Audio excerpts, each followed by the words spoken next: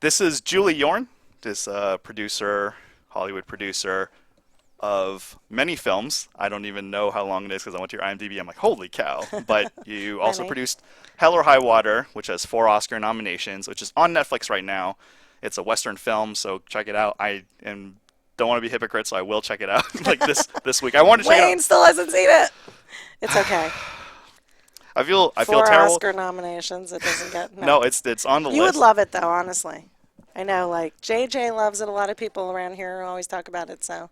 Is there a poker It scene? gave me cred with a lot of. There is a poker scene. Okay, good. And I definitely have to watch it. And I'll definitely do. But I'll be honest, like just a little sort of anecdote about that is it's truly like when I read the script, it was one of the best scripts I ever read, and it was one of the few scripts that the script the guy wrote that he like pressed send on is the movie we made. We didn't do. Like 1 or 2 little tiny notes, but not a lot of development. Wow, that's very rare. The poker scene was the reason that like so many people fell in love with the script, and it was so smart and so clever and so well choreographed. And it was the one scene in the movie that when we were editing and shooting and editing, it just didn't work as well on screen. And it's interesting because sometimes one of my sort of slight complaints about Rounders is they're like talking through the hand like you must have kings and I have they're having all this dialogue which you don't have. His was so much more elegantly written like a true poker scene that when you actually put it like on its feet it didn't make as much sense.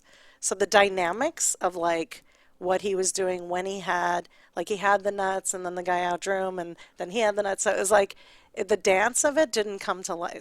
Watch it and then we'll discuss it. I will. And I can't For those cop of you out. out there who's I can't cop out from watching because I have to come back here. So within X time, I'll be on your thing. Who's on next week? I'll be writing. Mamacita's on next week. Okay, well, Mamacita. No, maybe she's seen it. I don't know. I'll make whoever see it, especially if I'm into it. So let's start with the Julie Yorn story, then move into the Julie Yorn poker story. Okay. So go ahead with the Julie From Yorn birth. Story. Yes, or wherever you want to start. The Julie Yorn story is not, I don't know. What's interesting, grew up in New York, went to college in New Orleans, and fell in love with, I was always in love with movies, television, fell in love with music a lot in New Orleans, decided to move out to LA after college and pursue a job in the entertainment business, and sort of like meandered my way into producing. I don't think there's ever, I always tell people when they're like interviewing or pursue what they're pursuing, like there's generally not a straight line. Yeah. So it was kind of I agree. a non-linear path to where I got to, but ultimately for the last 15 years I've been producing. I mean, I produced my first movie just before that, but I've produced like 20-something movies. There's a lot of movies I've been involved in that aren't that I'm not credited on, but I was really a part of that were super exciting experiences. So that's the story. And then how did the poker come in?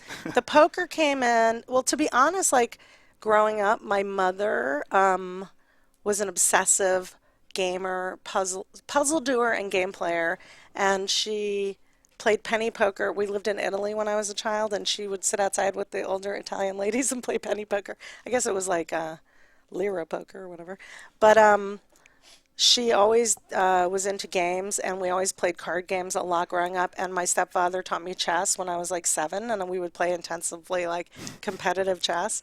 And I always wanted to learn like bridge and poker, and even with the old ladies at my grandmother's place where they played mahjong. I was really into mahjong. And so, everybody says that's like more of like an Asian cultural upbringing, but in my Jewish cultural upbringing, it was like everywhere. And like any game involving money, you got to any game involving. Well, yes, the money part, it's different with maybe the Jewish people. Just kidding. But yeah, exactly. But anyway, yeah, puzzles. We always did puzzles, so I was always into it. I grew up playing draw poker like when I was a little kid, and for money. To go get ice cream. And then I would say probably maybe around the early 2000s, I sort of got more into it. I said this to Wayne before, but I've noticed that a lot of the female people you've had on the show have referenced, like they got into it by like sitting behind a boyfriend or something. Right. So I hate to say this, but I had a boyfriend who played a lot and played mostly to, I mean, I guess make ends meet, but he was, pretty much playing professionally. And so I started going to casinos with him, and he'd be like busy, so I'd go play the little game over there. I was like, can I have $60 to go?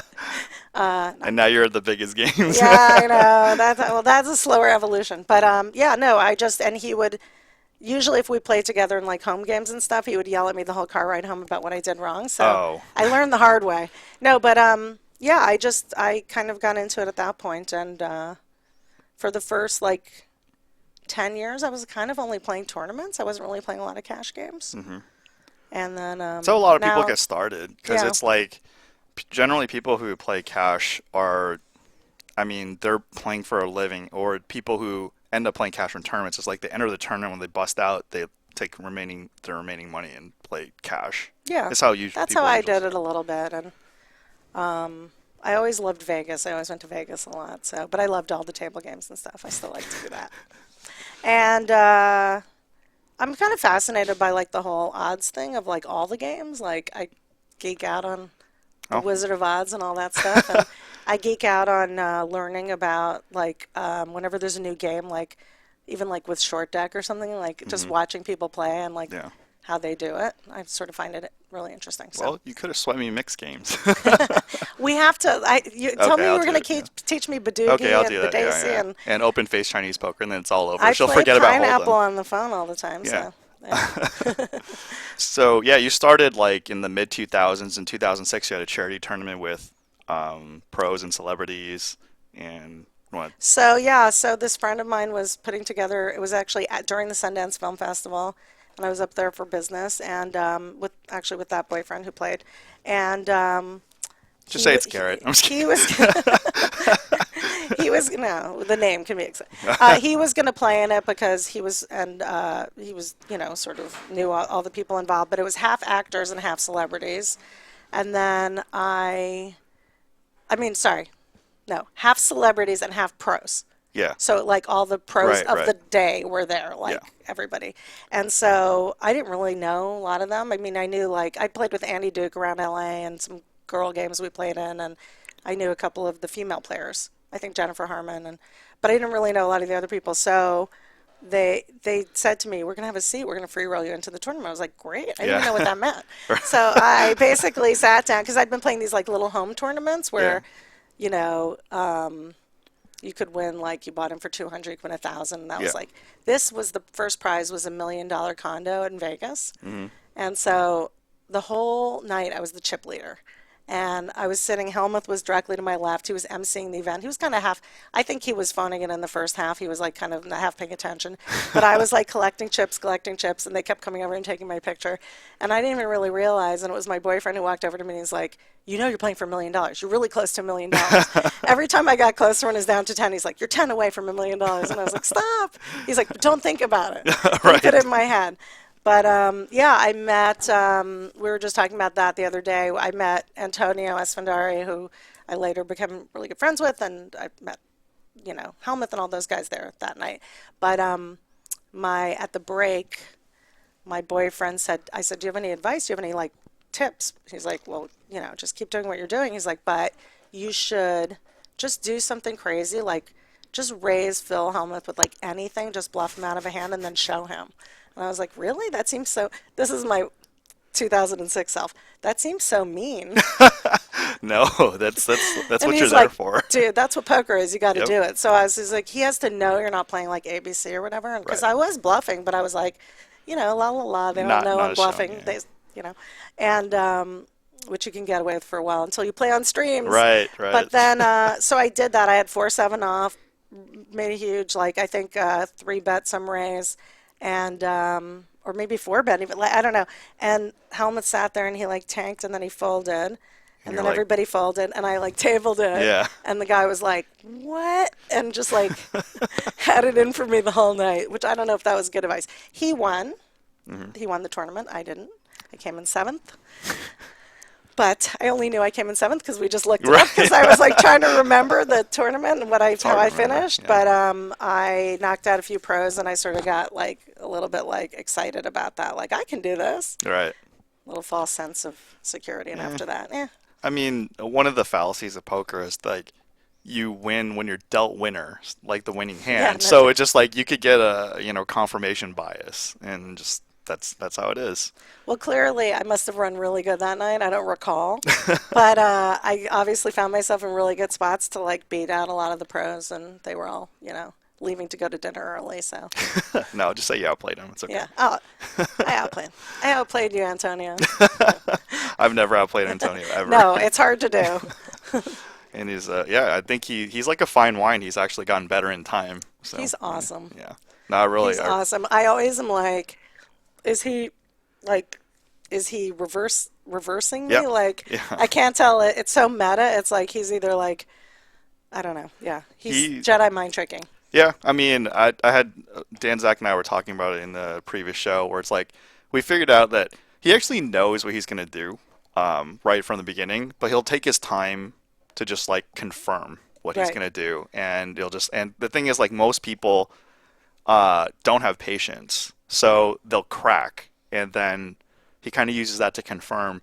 He has a really famous hand with Daniel Negreanu where Daniel Negreanu tries to do some like normal speech to like if you just heard the words, it would have properly deflected him, but they know each other, and Negreanu kind of cracked a little bit, and then Esfandiari knew to call, but of course, good call, but gets sucked out, standard poker, but But just he made yeah, the right he's call when it was right. So yeah, so he's really well suited for No Limit Hold'em, and just like I've been playing with him for like I don't know over 15 years, and like I knew who he was, he didn't know who I was, and then just like well he knew who I was when we were playing eventually, but not like personally, so to say. So yeah, I have nothing bad to say about him or oh Phil my God, Locke. he's I the have like best. only good things to say about him. He's like you hear about people who are on TV players who are like mean in real life. He's just like gentlemen both on and off. And here's the other thing: his wife is a sick player, and nobody knows that. I've never played with And her. Yeah, I've met her. she's great, and she's played I think 3 or 4 main events now, and she cashed in 2 of them. She went Wow. super deep, and Yeah. her dad was final, Pro. yeah, Yeah. November Niner guy. Yeah. So I don't know how much we're Amal, supposed to shout say. out to Amal. I don't know how much we're supposed to What? say on it. I know. I don't know. No, Babu Har, everybody knows that. I don't She know. I was, literally don't know because like oh. when I talked to him, it was supposed to be on the DL, but I don't know what the No, current status she's is. Okay. famously the daughter of a Okay. very prestigious Belizean poker player, but she's really good. Yeah. And And she's very so- beautiful. Yeah. Beautiful. Yeah. Beautiful. And Lucky people. Lucky. And the kids are beautiful. Beautiful. I've All only, I've beautiful. only seen the older one. Both Anyway, Anyway, some people don't know what movie producers do, Okay. so you want to explain? it's a hard thing to define because it's so many things, and the properly like the best producers do everything. And so soup to nuts, like for me, I mean, every project comes about differently, but let's say I find an idea or a book or a story or somebody comes in and pitches me something. Sometimes it's an existing script. Sometimes I'll jump onto things that are already kind of in process, but mostly I originate them from like something like just an idea. Like Ken, who was on, he's always like, The Other Woman. That's the movie he loves the most. I know other people talk about Hell or High Water, but he loves Other Woman. And Other Woman was like a friend of mine and I sitting around thinking about how to build a movie around like 2 women and Cameron Diaz and what would it be. And we came up with this idea and we hired a writer and then got a script and then got Cameron and got the director, who's actually a poker player, Nick Cassavetes. Oh, And and like got the financing pretty early on that one, but usually putting the financing together, and then there's the actual, and this is the part I love being like a puzzle game nerd, is you sit there and you're like, okay, you have a script, you have this many days to shoot it, you have this much money to spend, Right. and it's like a constant puzzle.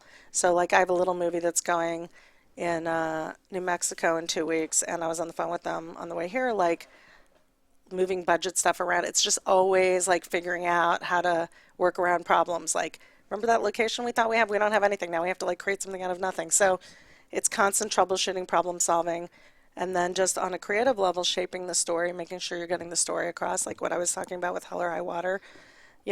Like there's a scene that reads so good on the page, but hard. hard to mount. And Yeah. one thing I learned really early on with producing was, I remember one of the first movies I worked on, that we were all sitting around in a room. Let's say you have like a script that says a guy walks to the door with a bag. Like one person would think it was a poor person walking in a Right.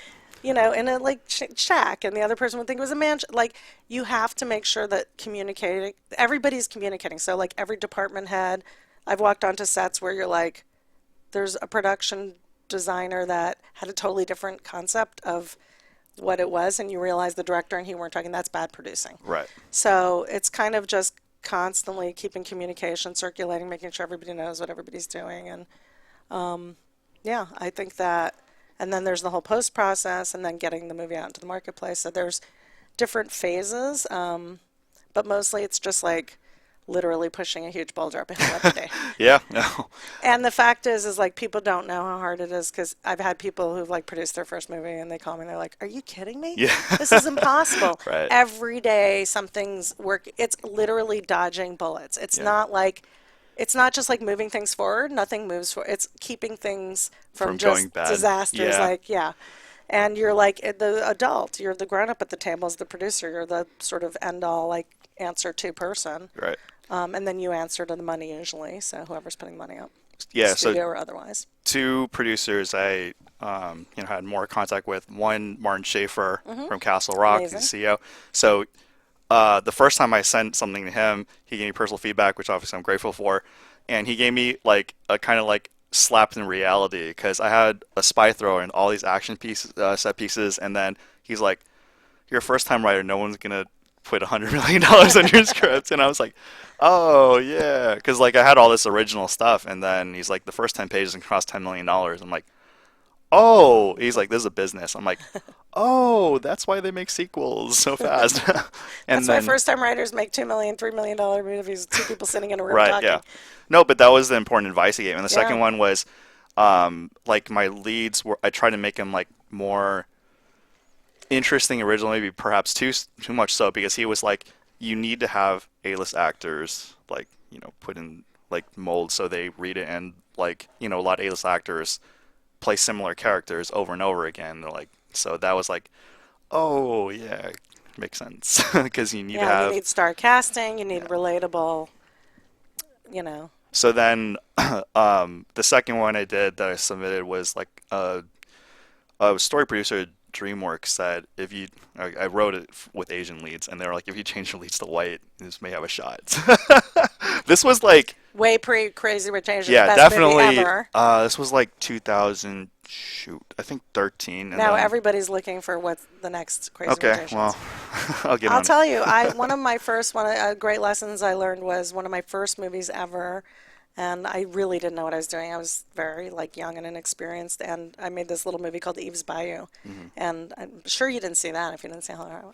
But it was like put it on the list. literally about a young black girl growing up in the South, about voodoo. It's all female cast, so it's like period, child lead, like barely castable roles around it, voodoo and Cajun stuff and incest and Oh my. crazy stuff. And it's like every strike against it. And everywhere we went with it, everybody said, there's not an audience for this. There's no audience for this. And in those days, this was like, I want to say like the late 90s, there really weren't a lot of movies for African American audiences. They were like New Jack City and that stuff, but it wasn't, this was like kind of a family drama. And so that movie went on to be like the #1 independent grossing Whoa. movie of the year. And it also, I remember Siskel and Ebert said it was the best movie of the year. And so we got standing ovations at every festival, and it was a huge, and by the way, we made a lot of money on that movie. I still get checks on that movie. Oh, sick. So the fact is like, you just proved that there's no audience for this, that Yeah.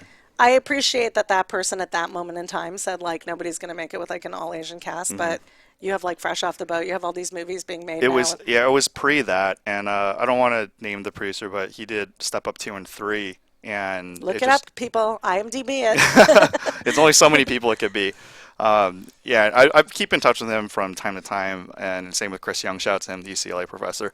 But like, yeah, he basically, I knew also when I said to him it wasn't good enough, and we were on the same page. But then he actually got a job from a subsidiary in Disney, which is like he had to take the job. He brought it over, and he's just like, yeah, they're not interested. So I'm like, all right. Maybe And- not Disney. True. Huh? Maybe not Disney. I don't know. It was a subsidiary of Disney. Oh, I I was know gonna the say, it's not company really name. Disney. Yeah, it was Yeah. Mayhem actually. So, Okay. And Mayhem. I don't know. He said it was No, a I thought you were substance. segueing into poker. Mayhem. No, it's No, we're gonna get your hand with mayhem in a bit. Um, Mayhem. so yeah, we'll. It's Tommy Lee. So yeah, basically, the book's not closed for me. Every day I'm always thinking about stuff, and I know you, Weez, and a bunch of people are like very encouraging. Chris Young's like, and Just do it's it. going, it's going. No, Good. every day, literally, I'm putting more notes, and then have final draft and just Now write something with an spit all out. Asian cast. Oh no, no. That'll go down. You know Yeah, what it is? Also, they realize that, like, you realize, and every time I've had a female movie, whether it was like Other Woman or this movie called Bride Wars, every time they're like, we don't know if there's an audience for female movies. Then the movie comes out, and and they're like, boom. where are all the girl movies? Like, it's so Yeah, annoying. The Monday the chicken, morning the egg. after, Yeah, yeah, yeah, they're saying everybody wants a movie with an all-female cast. You just said you couldn't make it. right, So I think with Hollywood, you have to really like, you know, especially as a producer, like turn the noise off a lot and just go with your convictions. And right. I think even with Hell or High Water, we were getting notes from people that were like, they didn't really know what to do with it. It wasn't really like, it was an independent, meaning like it should live in the art house theaters, but it wasn't really like an art house movie, the way The Favorite or something is. I don't know. One of those, costume dramas, but it was kind of actiony and heisty and Chris Pine and Ben Foster robbing banks, but it wasn't like a big, 3,000 screen action movie like Yeah, Fast and Furious or something. yeah. So they really didn't know what to do with it, and it was so funny because I was like, oh my God, they're gonna not, this movie's just gonna disappear. And in the end, You saved it. we started getting reviews, and the reviews were so good that sort of like helped get, Momentum. and also we were like coming out at the end of a summer, which I think the movies mostly sucked, like basically, and also it spoke to like what was going on in this country, and it spoke to like a Trump America. It was sort of, about the economy and the lost American, sort of all these people in America, lost in America, and the banks and the sort of institutional versus the little guy. So I we will. won't get into politics, of course. I will don't have wanna the go into review. politics I'm unless Nick I'm on the Fertucci hook. calls in. No, you can. um, so yeah, and then I'm going to check out Hell or High Water as well. It's on Yay. Netflix, guys. Okay. It's a Western film, and it was on my list. I just wanted to watch it beforehand, but I was like rushing to get all this stuff. I've been on overtime. It's okay. I'll give you a month, and Okay, then I'll no, give no, you a 2 hard weeks time. max. Okay. Probably 1 week, but Okay. 2 weeks max. Everybody heard you. There's Yeah. like No, I know. over- I'm gonna get how called many out. people are in this that they're Oh, let's see. let's see. Oh, we got 150 here, and we have we have over 200. Okay.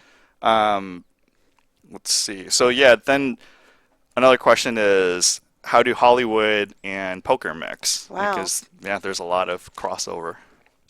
In terms of Just how the the worlds jobs, mix. the world. Oh Yeah. yeah, no, I mean, I would say that for the larger part of like the last 10 years, the majority of like my poker has been like at Hollywood home games with just friends from the business, some like networking, I guess people were doing. I had for a long time like one monthly game, and it was pretty much it wasn't all entertainment industry people. There were like other Yeah, people there's from other like some, industries, yeah. but there were like also some celebrity players there, and then an agent friend of mine used to have a monthly tournament, so he would like mix. I mean, again, I think he had a few people that weren't like in the business, but it was a lot of producers, executives, and yeah, I don't know. I think there's just a lot of people interested in it that play it, and I Sure. ended up, like Kevin I've been playing in his game for the last 10 years, and he always has a good mix of people. Like, he has some really great, like, usually there's a few regs, and then there's like the guest star, like, the person Nice. that's, comes to like, crash the game. But yeah. And we're the writers game that I Yeah, brought to that the game. show. Yeah, shout out to Jamie Ronheimer, Dave Bickel, David Fury, No. Tony, all those. Yeah, so Those this- guys were gracious enough to include me in the game. I think that they had never had a woman in the game before. I mean, I think that they're all, and most people when they think Hollywood home game, they think of all the crazy stuff. They're like the most tame. They're like Oh very, no, they're totally tame. yeah, No, they're great. And the only issue I had with it was in Burbank at like 7 o'clock, and so I always had a hard time getting on that oh side of yeah, town. it's yeah, But they're awesome, and they were super sweet because they were like, yeah, we need a player, and they were great to play with. And then I got to play with some of them on our Live on the at the Bike last show. Hollywood Yeah, writer game. Yeah. yeah. And then, of course, that's where I like sort of semi met Wayne from because he was we were always on the same emails, and I Yeah. was always like I'd go there and I'd be like, "Who's here?" And I was like, "Wayne's not here tonight," but that was how we kind of like first initially. Martin Schaefer used to have a great game I played in like years ago, but then he started playing exclusively mixed games. So, Yeah. but I played in a no limit like game at his house like once or twice, and with his wife too, who's like an amazing player. I've played mixed game with his wife. I played with PLO with him, and yeah, they're very nice people. And she really was like such a badass with her playing. Carol Fuchs, like if anybody Shout out knows to her, Carol. she's Yeah, like a bracelet winner, like awesome I didn't player. know that. You didn't know that? I I think didn't know she's won like two bracelets actually. that. Oh wow, I it's think. way ahead of all you guys and Yeah, me. and she's just a killer player. Although every time I see her, I only run into her. It seems like at the main event or whatever. But she'll be like, "Oh, I don't really play No Limit Hold'em," but she's so good at it. And Right. she's like, obviously, Anyway, I remember playing with her, and I was like, she had been a screenwriter, so I was like, oh, she can do both. Like she Yeah. grinds it out a lot. They have a place in Vegas. They play a lot. So Go. yeah, Yeah. Yeah. People tend to shy away from No Limit after they start playing the other games because two cards is boring. I know, I know. I agree. I've like started. I play a lot of PLO, and yeah. I said, what's the difference between PLO and crack? Do you know that joke? No, I mean, I've heard something similar. You It's can just stop like, smoking crack. yeah, something like that. So yeah, I mean PLO is awesome, but it's also like maddening, and Very it's addicting. Yeah. I haven't like quite like I guess like studied it. Like I've at least worked on my other Okay, we can games, do that. I and have a ton of hands on there in commentary, but but I find it like it's I to me it's been much more luck dependent in terms of you like your have to run strategy. like you could that more so than a lot of other games. You could play well, and it doesn't It matter. The doesn't matter. cards screw you. You are And it's like up and down. so You're like screwed. nuts busted, nuts busted. Yeah, there's like you could have the nuts, and then the river's like boom, even worse than Hold'em because the Hold'em is like okay, it's just a flush draw or something like that. For PLO, it's like flush draw, straight draw, full house. It's like they have a million draws. Like Right, you're like I have the nuts and I have a redraw to the other nuts, and yeah, yet and of somebody else course they still. had their stuff. Yeah, Yeah. exactly. Maddening. So you've also played in Poker Go and Live at the Bike. So you have Yeah. any difference? What's the difference? The lighting is better on Poker Go. Okay. Sorry, guys. No. Let's see. I played. You mean the poker night? I remember The seeing one I you on did. Poker Go. Yeah, I did Yeah. one. I went with Antonio and played a game, Oh, yeah. which was like kind of a. I didn't really know what I was getting into. I got there and it was like kind of a sick lineup, and I was like, ugh. I was definitely the only non-pro there, and it was like Antonio, Tom Marchese, like all these guys, and yeah, for a long time I was like biggest money winner in the game. So, and I ended up only three people won in the game, and I ended up being one of the three. Nice. But I won a lot, and then I gave some of it back. Aces cracked. Antonio cracked my aces, Ah, yeah, he does that. and he does that, and he also, yeah, he cracked like three people's. It was sick that night, but it was really fun, and yeah, and Jeff Gross was like, I love that guy. So yeah, it was really a fun game. And I'd love to play that again, but I told them they needed to do a ladies game. But we're going to do a ladies game here too, with my lady friends. Okay, all right. And then, yeah, I played like Poker Night Live, which was like Poker Night in America. where they were like, no, it was like this Poker Night Live thing that Joe Stapleton played with you at the table and emceed it at the same time. Oh, really? I Yeah, don't you have know. to watch that. Okay.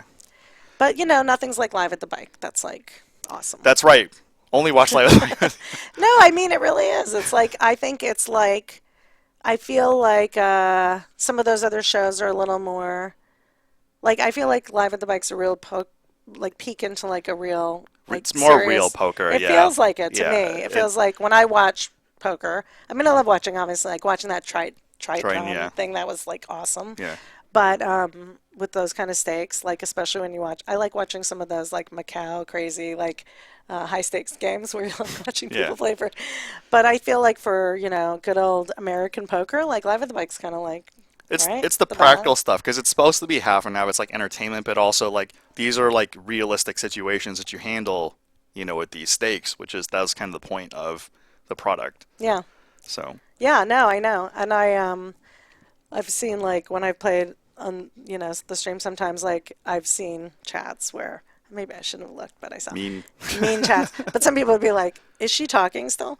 But I'm like, you're also supposed to be sort of like you have cameras on you. I Yeah. mean, you're not supposed to be 1,000% of the time. Like, I mean, you're supposed to somewhat entertain Yeah. each other. Yeah. You're also try sitting in a 4 or 5 hour game without talking to each other. Everybody talks It's to each other. yeah. I mean, Table chat. like a lot of It's the okay. What are they saying? viewers, a lot of viewers. I'll get their questions in a bit, but Julie is the man. She's I like that. woman. I like that. That's Chad the crazy, right? He's always in there. Yeah, it's like we Live with the Bike has to put in people, at least some people who talk, or else it's just too silent. And um, Imagine if you only had like Andy and Jew playing the whole time. and it's funny I love those guys. They don't say anything. they do. Sometimes I get Jew to laugh, and it's like my favorite thing on the planet. Is like I had lunch with Jew and a couple other people, like, and he talks a little, but Andy actually talks if you No, go out no. to dinner and lunch with him. So The best is the best somehow is getting him to like smile. I played with him for like years, where I was like, this guy's not gonna smile. yeah, You have to have a little. I mean, that's what I like. Garrett loves to like converse and like right, other people. So I mean, I really appreciate that, and I think like other players appreciate yeah, if you come to the table willing to like, yeah. talk You about like wanna, movies yeah, or talk about other things like in between hands. yeah. Like Maybe I talked during a hand. Somebody was mad about that. That's I okay. don't know. Is They also don't know that if I'm mic'd over here and they're playing the hand down there, like they're not listening to me. They're like picking me up in the mic. right. But the viewers often say conflicting things, and we have to make a choice. It's true. So oftentimes, like each show, there's more of a theme, like regs, or every Wednesday, which I have is like either a different game or a specific group. This Wednesday is going to be the Instagram game, so it's like people at least know each other because What's an Instagram game? like Instagram poker stars, I guess. Oh, really? Yeah. Oh, I want to I know think who's JJ on does the that. scheduling, so I Okay. don't know.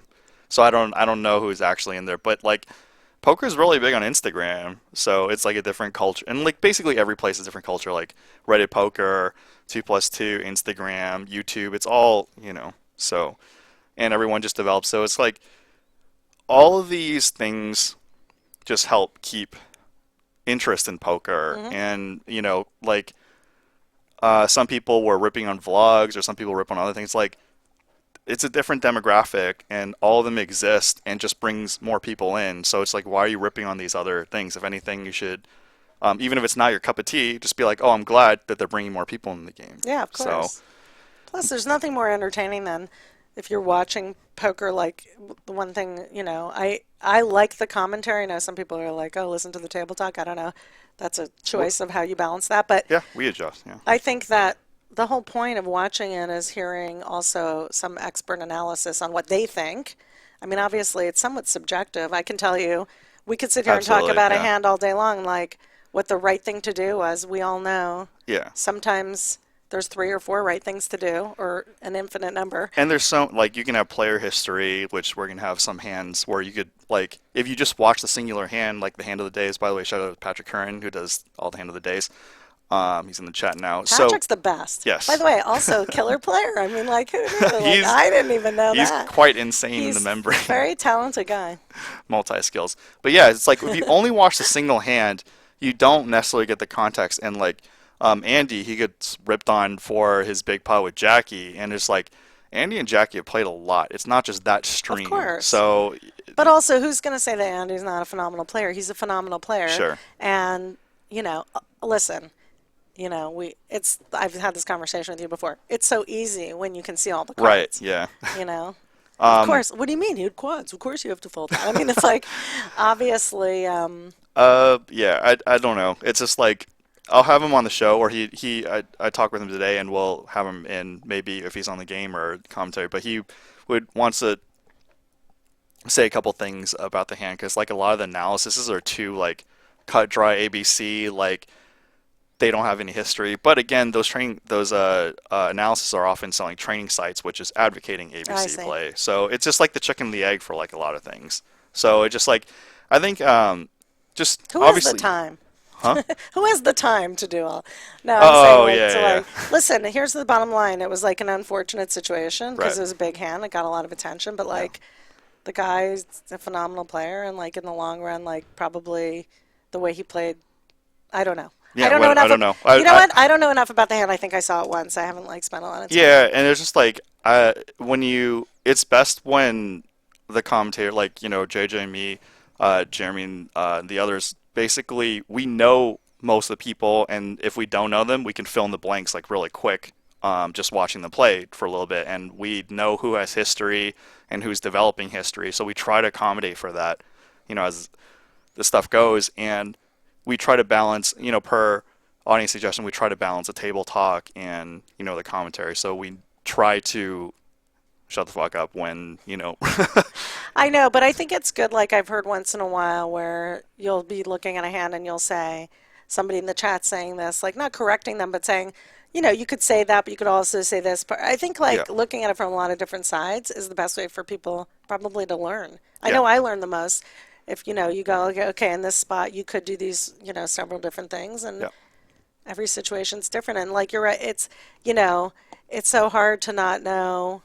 I mean, I guess you see it on the stream, but the history of like if there's somebody who's like always bluffing me, it's so hard. Or even like for me, a new player, like when I sat down the other night and I hadn't played with Alec Torelli before, hmm and like three different times he just like, pummeled me on like the Turner River, and I was like, does this guy have anything? Is he just bluffing me? And then finally, I made a bad call, um, all in with pocket tens, which to be honest, like the guy, I thought he was bluffing me when I looked back at the stream and I looked at those hands later. hmm He had it every time. yeah, So it just happens. Yeah, it just happens, yeah, and tens probably in that spot. I didn't have that much money. I mean, relative to that game, I don't want to say I didn't have that much money. I had a lot of money, but relative to that game, I had like, you know, I I made that call. I probably was going to get there by the river anyway. Like with, with the port. I was committed basically to putting my stack in on that hand, thinking maybe I'm in a flip. Like who knows with hmm him, right? Tens, I don't know. So yes, I know people were critical of that, but Yeah, so one hand that you had, which I had you and Mayhem, like the chat was criticizing you. I'm like, actually, no, the chat's wrong, and we're gonna explain why more when the hand comes up. And you got bluffed out by Garrett, and we're gonna talk about that one. And there's a couple hands in hey, between. Who hasn't been who bluffed out by hasn't been Garrett? bluffed out? I'm in very good company. Right. I've Like, also bluffed him a few times, so there you go. yeah, there you go. It goes both ways. Which poker player have you played with that you're most scared of? Oh my Because you play with goodness. so many people, Helmuth Smidiari, Garrett, blah, blah, blah, Andy. I mean, let's see.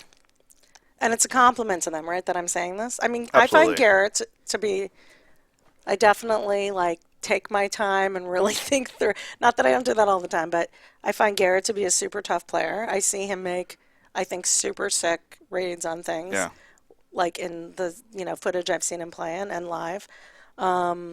I think I've played a lot with Brian Kim, who I think is like one of it's the very best good. Yeah. players out there, hmm personally. And I've seen him do some crazy shit that I'm like, whoa. And let's see, I don't know, like, I find some people intimidating. Like, there's a female player in LA who I find slightly intimidating with, You're not gonna um, name. I don't know. Can only be so many people. Okay, you don't have Yeah, to name her. I don't know. I mean, I find her, she's aggressive and like in a way that, um, like I said, until you get used to people's flows, like I had no idea what I was dealing with like Alec the other Sure. night. Um, I have like, I didn't have the benefit of really watching a lot of his play, so He's got a uh, lot of hands on. I know. I So hadn't watched that's them. okay.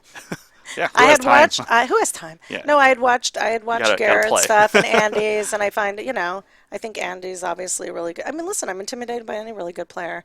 Antonio's just like, I mean, Yeah, some people I know better than others, so I know kind of their strengths, especially yeah. after playing so long. So Yeah, I'm intimidated. But the thing about Antonio is he knows my play so well that like he won't, he'll know when I yeah, have it, I think, most of the time. he also knows when I have it Can't make a too. lot of money off of him. So anyway.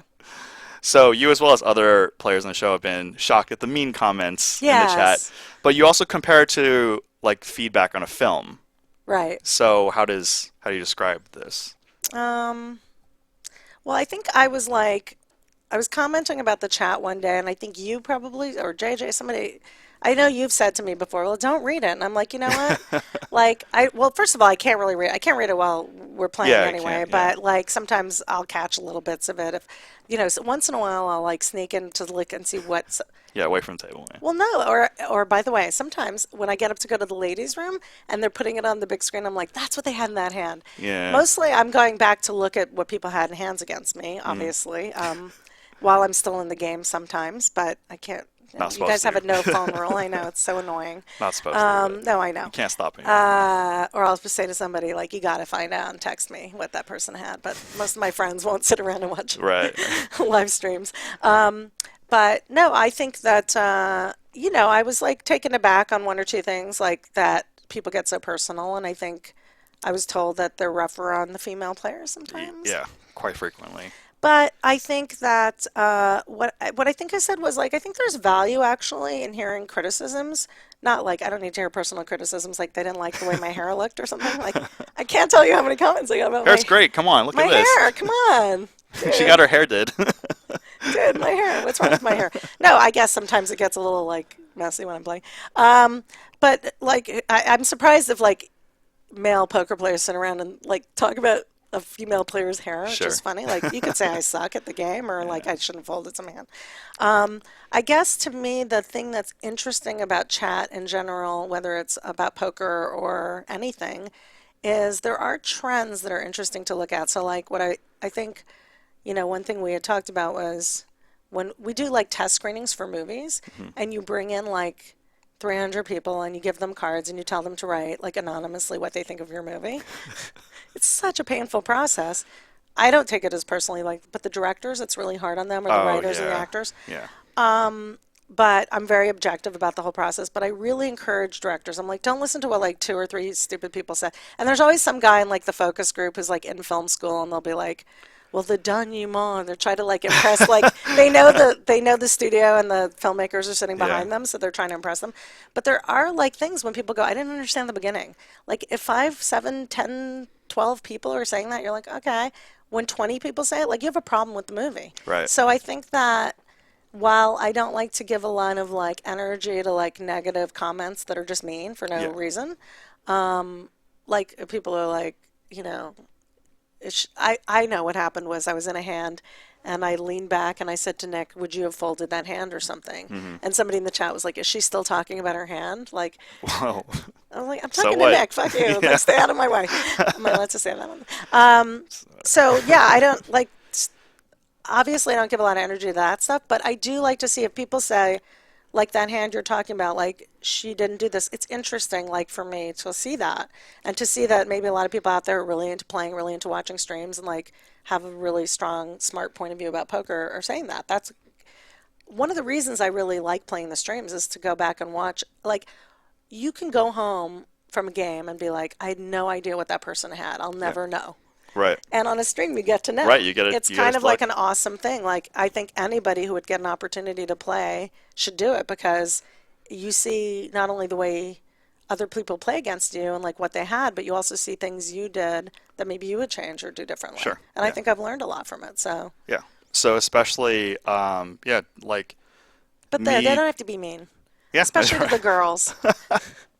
Yeah. No, I've I been mean, I I've been heard ripped they- on by some of the girl players too. Really? Yeah. Yeah. Oh yeah. Oh, it's literally 3 people, and they're all female. So I'm just Wow, like, really? yeah. That's terrible. They shouldn't say that. Wayne. Be nice to whatever. Wayne. He's I really try. It's okay. Like it's okay. Like I get their feedback, and of course ask other commentators and other people at the table. So, like in all the cases, they said I was fine, but you can't help how people react. So No, but also like if you lose a hand, you know what I noticed? When the chat was nicest to me, whenever I've bluffed like a big hand, yeah, everybody wants to they see that. love that. Of They're like, course. "Go, Julie," and I was Yeah. like, "Wait, I just won a big hand when I had it. You didn't give me props for Oh, that." but the thing is, But it's okay. I understand. I understand because I love watching the sick bluffs. Obviously, I Yeah. love watching some of that stuff. I've Yeah. seen like, the Garrett or the Gall like crazy bluffs. And it's like I admire. Of course, we all course. admire that. Yeah. But it's a different thing when you're sitting there with your own pile of money that you're Yep, putting out there. absolutely. So you have to pick your spots, and Big bluffs. you don't want to just do it for no reason. And anyway, Yeah, big bluffs, big hero calls, massive pots. Those are just like the bread and butter for poker where it's like when you watch it, you're like, damn, I gotta play some freaking cards. I know. It's Um, really hard, I think, to make a big fold on a stream oh yeah, because I think even like outside, that's like I think one of the hardest things to do is like folding a big hand, even if you know you're beat. It's just like, and then people can give you a hard time on stream, but like when I read the chat and I see like people on the stream, and I see the people outside who like just lie relentlessly about their holdings, and I know because I've been in those spots when I wasn't on stream, and I'm not always telling the truth, but now I pretty much have to tell the truth. And it's just like, no, people don't even play close to perfect, not even the pros. of And like I've course. seen, like yeah, and it's just like that's just what poker is, incomplete information. So all of a sudden, when you get to see the whole cards, you're like, man, just no way, man. No, I see the best players making mistakes. We Right. all do. I mean, nobody, And they're very hard on Roger Federer themselves. doesn't like, Yeah, sports is much more. Yeah, nobody plays perfectly all the time. And I think like we all watch sports because we admire the way people play, right? We yeah, want to like watch some guy run a ball down a field and maybe like we can't do amazingly, it either. and we Yeah, can't do it. yeah. And same thing as like with the great players, I think in poker, like Yeah, watching, Garrett, Dan, some of Zach. these Yeah, artful guys like doing super strategic things and then like to measure me, maybe I think it's a little unfair to measure me against them because everybody knows I'm a rec player. Everybody right. knows like I'm not sitting here purporting myself to be, but I'm a winning player overall and I hold my own and I put it out there and like it is hard to make a big fold on stream Oh, or on absolutely. TV Yeah, because you feel like, oh, I'm going to get bluffed on TV. But I don't care. Like I made a big lay down to Garrett. I think the hand you said you were going to talk yeah, about. yeah. And actually, I walked out to, you were there. I walked out to go to, I only walk out to go to the ladies' room during that thing. And there was a guy out there, I think I stopped to talk to you, and he was like, can't believe you laid that hand down to Garrett. And I was like, I know the guy too. Like, he Okay. plays here all the Well, time. if it's for friendly, then No, it's no, one thing. no. But he was giving me grief, and I was like, thinking, dude, I'm the one that has to put my $8,000 in Right, there with one pair. Like, right. seriously, on a guy, like, I can think of, like, I'm sitting there thinking, like, what combos he can have and, like, what he's playing. And I mean, I didn't, I didn't want to take the risk. I didn't have enough at stake in there. The pot wasn't big enough for me. We can look at it, but like you make a decision, and Yeah, it's a real time decision. if you want to stake me and put your $8,000 in, I'll make the hero call. Yeah, so we're definitely gonna go over some hands. Okay. So what's in store for you in the future? Bleh. What's in store for your future in poker? In poker, I Yeah. thought in movies. Well, that too. That's the Let's next see. In question. poker, I would say that just keep trying to learn and get better. That's all I think any of us want to do, no matter what level we're at. Right. You always have room to grow, Right. and I'll pick up some of those mixed games. I think for me, like having played a few tournaments in the series this year, I felt super rusty on tournament play, so I'd like to work on that a little. I'll probably do some like focused work on tournaments before JJ knows more than me, so go before I ahead. return next June. I think like it just, for me, it's a time factor. Like I would love to play more tournaments, Sure. but if I have like 4 hours to go play, like I Yeah, come you and have play to play cash, cash game. like, Yeah. and yeah. So, and I think, I just I enjoy. I think somebody was saying to me the other day, they were like, well, you know, what do you think it's about with, studying or whatever? And I was like, well, it's about like identifying the areas you need to work on. They're like, that's super vague. And I was like, okay. So for me, it's been about starting at one level, moving up in stakes, and as you move up, you get to be more challenged. Yeah. And in those stakes, then you have to really look at like your areas. Okay, I have to learn more aggression in this way. I have to learn more this or whatever my like deficits are. And so now I've gotten into like, bigger stakes and I'm working on that now. Like that's all you can do.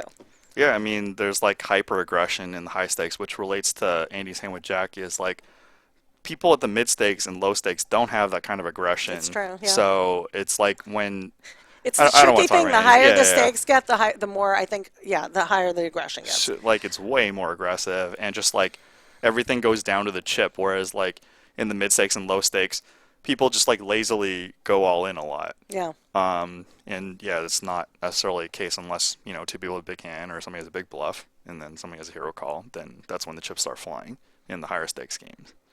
One thing I had to detach myself from a lot and that was what I liked about tournaments early on, was thinking about it as money, because it's like that was a huge like flaw that I had. Yeah. So when I just made that comment about the Garrett thing with your $8,000, but Right. and maybe I can look at it as like, oh, 1.5 bullets, as opposed to like, but I've had to really like take a step back from that and like really work on letting go of that particular thing. I would be like, I can't put $500 in here, as opposed to like really looking at his chips. And that's been like, as I moved up in stakes, like, it's been a process I've had to get Right. behind, because I've never played with more than I can afford to like lose if I lose. But Sure. it doesn't feel good to walk away. Like somebody said, "Oh, you lost so much money the other night." And I was like, but it was the first stream I'd lost on in like A long time. months. Right. And so, yeah, okay, well, add up. Like, I mean, but I keep my poker bankroll separately from my other bankroll. Oh, that's good, because a lot of people don't do that. You should do that. Well, I think, listen, it's, I have like anybody else, moments of like where you're like chasing your losses and things. Those are things I've worked Yeah. on over the years, Yeah, because I don't want to be that person, like, I was having a conversation with, I mean, it's a constant conversation, but um, yeah, because it's like you're so physically close to like say pros or like one room or one table away from like these greats, like people don't realize how much time they spent. And I could watch like some talented players that are younger, like I see some Europeans, like say uh, Dimitri, Patty, and just like, some Instagrams like 3Bet Panda. Like I watch them play, I'm like, okay, they have promise, but I know what trials and tribulations they have not gone through yet. And man, 3Bet Panda got shot. Like that hasn't happened to me before, but there's other trials and tribulations that Yeah. when you're moving up, you don't know until you get there, and they really make you rethink just like life and the game in general, and just like what you want to do with this game. And there's always a higher stakes, so you have to choose when to stop and what direction to go in this. Like playing professional poker doesn't mean you jam up in the highest stakes. Where the third phase I did that, I went broke, and it was like a lot of it had to do with my family issues, but just like it doesn't matter. There's no excuses. I perfectly could have just like stepped down in the mid stakes, and it most likely would have been fine. But that's something that you learn. There's no excuses. And Sean Deep said in the Joining podcast, it's like a lot of good players, they go broke, and it's usually of 3 leaks: a woman problem, a pit game problem, or yeah, just a tilt problem. And once you fix those 3 things, everybody gets back into shape. But Right. it usually happens. I don't have a woman problem, but but I And you have got other rid of your dude problems. problem. I got my dude problems are always. But no, I agree, and I think that it's. Listen, I think also people have this misperception. They go, "Oh, you're a movie producer, so you can just afford like." Doesn't mean I want to lose $1 at poker. By the way, Right, like yeah. I only want to win, and you don't always obviously win. You're Yeah. like, and I have to remind myself. That's the thing I said, like about letting go of like accepting the variance and going like, okay, I'm going to lose this percentage of the time probably, and if I'm losing this much percentage of the time, then I need to look at like the stakes I'm playing, what I'm doing wrong, and I did go through a little period like that, but then I made some adjustments, and there's no way there's no good reason to continue with that. Like I don't care if you have a really good job or you don't, or it's your only job, but yeah. Yeah, and a lot of I poker. think ego comes into play a lot for people, and I think Yeah. that's a huge advantage. I'm not going to say I don't know about all female players, but I think like it is an advantage. I have no ego in it. That's why I don't care. Like somebody sees me make a big fold to Garrett there where he's bluffing me. It's like, you know what? I'm comfortable with my decision, and Right. I don't have like a big ego, but I think I've seen a lot where I'll be at games and I'll watch, especially when little rivalries are created, Yeah. how much money goes in the middle for Oh, just yeah. to prove a point, and it's like, yeah, you bluffed me on the last hand, so I'm going to do this. It's like, Yeah. that was another thing I worked on. Like every hand's a new hand. Like I made a bad decision on something because I had just lost 2 buy-ins, and I made like a bad decision to fold something because I was like, I don't want to lose another buy-in, and that's terrible. Yeah, you can't. Every hand's a new hand, and so Right. that's like something I've really, like I said, worked on. Yeah, it's just a continuous session, and it's like yeah, it's just a double-edged sword. Like when you're playing, you have to view them as chips. But when you're getting crushed, and you like, especially professional poker players, myself included, skirt the edges and bankroll like at certain junctures of your life because it is what it is. So you can't like when you play poker, you have to treat them as chips. But at the end of the day, it's still money, and then you have to just like adjust. And like I said, the one time I went broke, like I could take physically and psychologically take losses, but then when I start disassociating myself that it's real money, and I'm Yeah. like, oh, I don't have any more. So Where's the money coming from? Yeah. yeah, and I used to like I said, I had a lot of outside pressure, but in the end, it's just like you're responsible for yourself. And like some people said, why don't I play, higher stakes? Or actually, I started as a 40/80 prop and I moved down.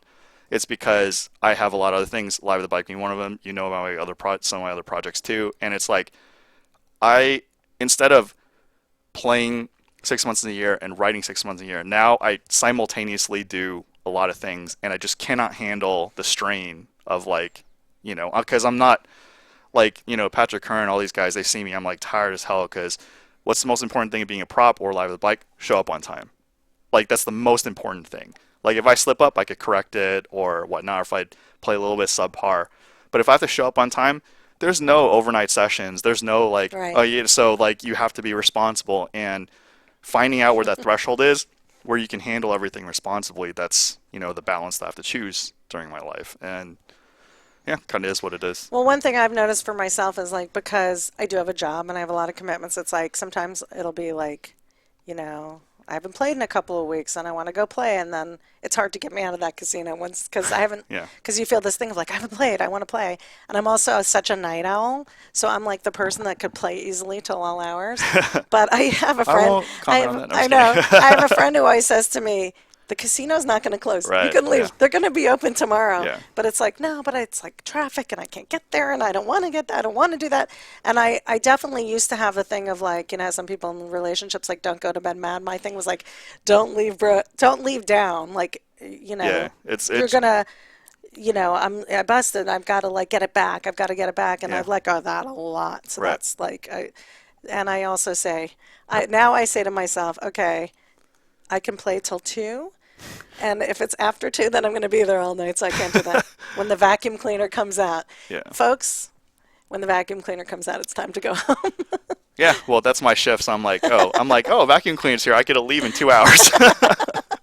No, but I do. I've always been like that. I've always been like a late night player Yeah, in me too. person, Yeah. and I really love that. And I think it's kind of good that I never really got into online because that's what I would do all night then if I was home. That'd Yeah, be easier. I wouldn't be in the car. it was a different era too, because I think a lot of people are human and they have this problem too. It's just like when you're bored, oh, just fire it up. And now like online's much harder and harder to access and stuff like Yeah. that. So, people have asked me, am I ever gonna go play online? And not for any reasonable stakes. It's just like, and just like the more I learn about artificial intelligence and just the back, and I'm like, Yeah. not in this era. Like True. back in like 2005, even up until like Black Friday, yeah, there were like bad stories, but those were more the exception, not the norm. Like I always got paid. Even Full Tilt didn't send out a certain checks in time, but they actually gave me more money. They were Oh, like, yeah, they were like, oh, it's late, so we'll give you a little bit more money. So I'm like, all right, that's whatever. nice. You made money in that whole deal? Yeah. Wayne's the only person that made money in Black Friday. No, no, no, no. No, a lot of people lost a lot of money, and it's like yeah. I think I played in some of those online tournaments, and I'm like, how could that person possibly get that hand there? That's just not. How could they be in that hand? And you're Yeah. like, it's a little shady. Yeah. I feel like I might have been super usered on one site. I don't want to mention the name because I actually won a lot there, but yeah, I just like, and it was just stupid because like I just should have known better, and luckily I stopped after I lost 30K. Oh God, Yeah, no, don't do that at home. no, no, no, no. I'm actually I publicly say like outside I'm never gonna play big. I'll play big on stream for exhibition, but especially with certain players like if there are names other places, but just off stream my career's over. I also really like live poker. Like to me, the social like environment of like the Live. actual everything that's involved in sort of perceiving what other people are doing and Yeah. the studying of like everybody at the table and like that is taken. I mean, it's still you can still do that online, but it's Yeah, totally a different. it's totally different. Actually, so shout out to Phil Galfon and Run It Once. Back when I was playing online, there are HUDs, heads-up displays, which have like a lot of numbers. You can Yeah. search for any number, but like a few generic numbers like pre-flop raise, aggression factor, win at showdown. Those were very important generic numbers, and if you weren't using them, you're at a heavy disadvantage. I've heard of some people who do well, who didn't use them, but oh man, I don't suggest that at all because there's so much stuff where you're like sometimes, especially if the hands haven't compiled for a while, then it takes a while to load up. So you'll be playing like somebody, and as soon as the numbers come up, you're like, oh, okay, well I screwed that up. The numbers don't lie. Right. So yeah, it's basically. That's funny. But Phil Galfon has a thing where it's a more friendly HUD, so it's like you see emojis. So if like I jump in the table and you've been playing wild, then this other guy may see that you're playing wild. But if I jump in and you've been playing tight for like 2 orbits, then I see somebody that's playing tight. So it just dynamically alters Right. basically towards the situation. So I think that's awesome. Phil Galfon, obviously a good guy, and wants to help make poker better. Good. So And he also has a wife who's a good player. I played with her. Yeah. She was a really good player. yeah, and then last question, then we're I going to like go into. pointing out the wives of the Yeah. pros that aren't just like sitting home raising the babies. She had a baby and she's still out there playing. So. Yeah, and then somebody attacked her and said, "How much of Phil's money are you losing?" And then she's just like, "Hey, you want to see more results? Like, they're verifiable." So it's like, it's dumb talking trash to certain people who are like, That's funny. "Dude, look at what I'm doing," right? And you can't even, say stuff. She was an actor, right? Actor turned poker player, just like Jennifer Tilly. Oh, So I don't people know. in our business are just, transitioning. Yeah, it's just well, yeah. Going there's- pro. Randall Emmett going pro. Shout out to Randall Emmett. Hey, Randall. So the People, last, that's the first thing people ask me at the poker table. They're like, "You're a producer, just like Randall," and it's like we did a movie together years ago. But it's really funny that's like, yeah, I mean, we're both producers. So. and now he's a poker star. Yeah, he is. I know. Everyone knows He gets him. more airtime than anybody. Yeah. You know what? He puts on a good show, I guess. Like for people, He does, like yeah. he likes to like Yeah. do his, His He genuine You know what? excitement. He loves poker. I know. Like Yeah. whatever you want to say. Like that guy loves poker, and we love that about him. Because I love it too. Why else are we doing it? Right. To grind out better than McDonald's randoms. So, would you ever be interested in doing a poker movie? Yes, I would if it was the right story to tell. Sure. I mean, it's really hard because I think there was a lot to Rounders that really like not said it all, but kind of showed. And that was it was the pre-internet era too, so it was a really good representation of the psychology, even Yeah. though some of the hands might be off. I'm actually less critical than most people about the hands. I think actually the hands are, I don't know, 80%ish realistic. It's really not that big of a deal. And the other stuff where it's not that realistic, it's like it's a movie. Yeah, like it's a you movie. can't just like you need to. The movie and the story are more important than the poker That's hands. right. Well, first of all, Matt Damon, I love him in anything. Yeah. I worked with him. He's like probably one of my favorite people I've ever It's worked mine. with. Leo and Matt. Yeah, Leo's awesome, and I've worked with him a bunch. But Matt Damon is like definitely, he likes to bring integrity to anything. He worked a lot on his poker game. So funny though, I ran into Edward Norton one night, and we were talking about it, and he's like asking me all these questions about poker, and I was like, "Didn't you study all this?" You know? But He studied the cheating part. he was like, "Yeah, I got to know Johnny Chan," and like that. I don't know. He forgot a lot of it, but Matt Damon really like took it to heart. But I think like it did nicely celebrate that. I think that was when the World Series was kind of emerging Yeah. as like a popular thing. So I think that was Well, it was Rounders like the moneymaker era, right? Wasn't Rounders came out in 1998, so it helped jumpstart the Moneymaker era, Right. and then the Moneymaker winning just helped it like take off. it? Yeah. So And those guys, obviously, Koppelman and Levine, who wrote it, like obviously they really Billions. know their stuff, and yeah, they did that great episode on Billions of the with poker game. I remember.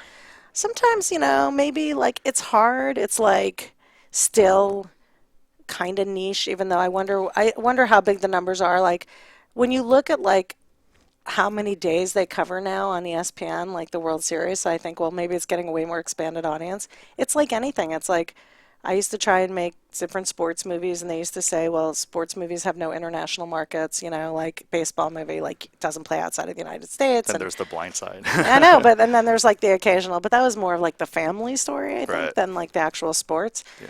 it's like anything what we were talking about before. It's like once something works, everybody wants like let's get Piece, more yeah, poker movies. right. Or But a Asian lot of movies. people have talked about doing like a sequel to Rounders. A lot of people talked about like where would that character be now and everything. And Yeah.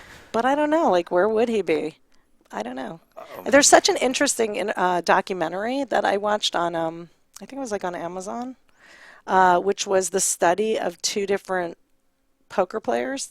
I don't know if have you seen this one? I think I know which one you're talking about. Is like they did different choices in life, and then one actually became pro, and like one One wasn't. guy is like an internet pro, Yeah, winning lots of money, like has no gambling problems, disciplined, skilled, studies the game, like very like just a really, diligent. Yeah, yeah, diligent player.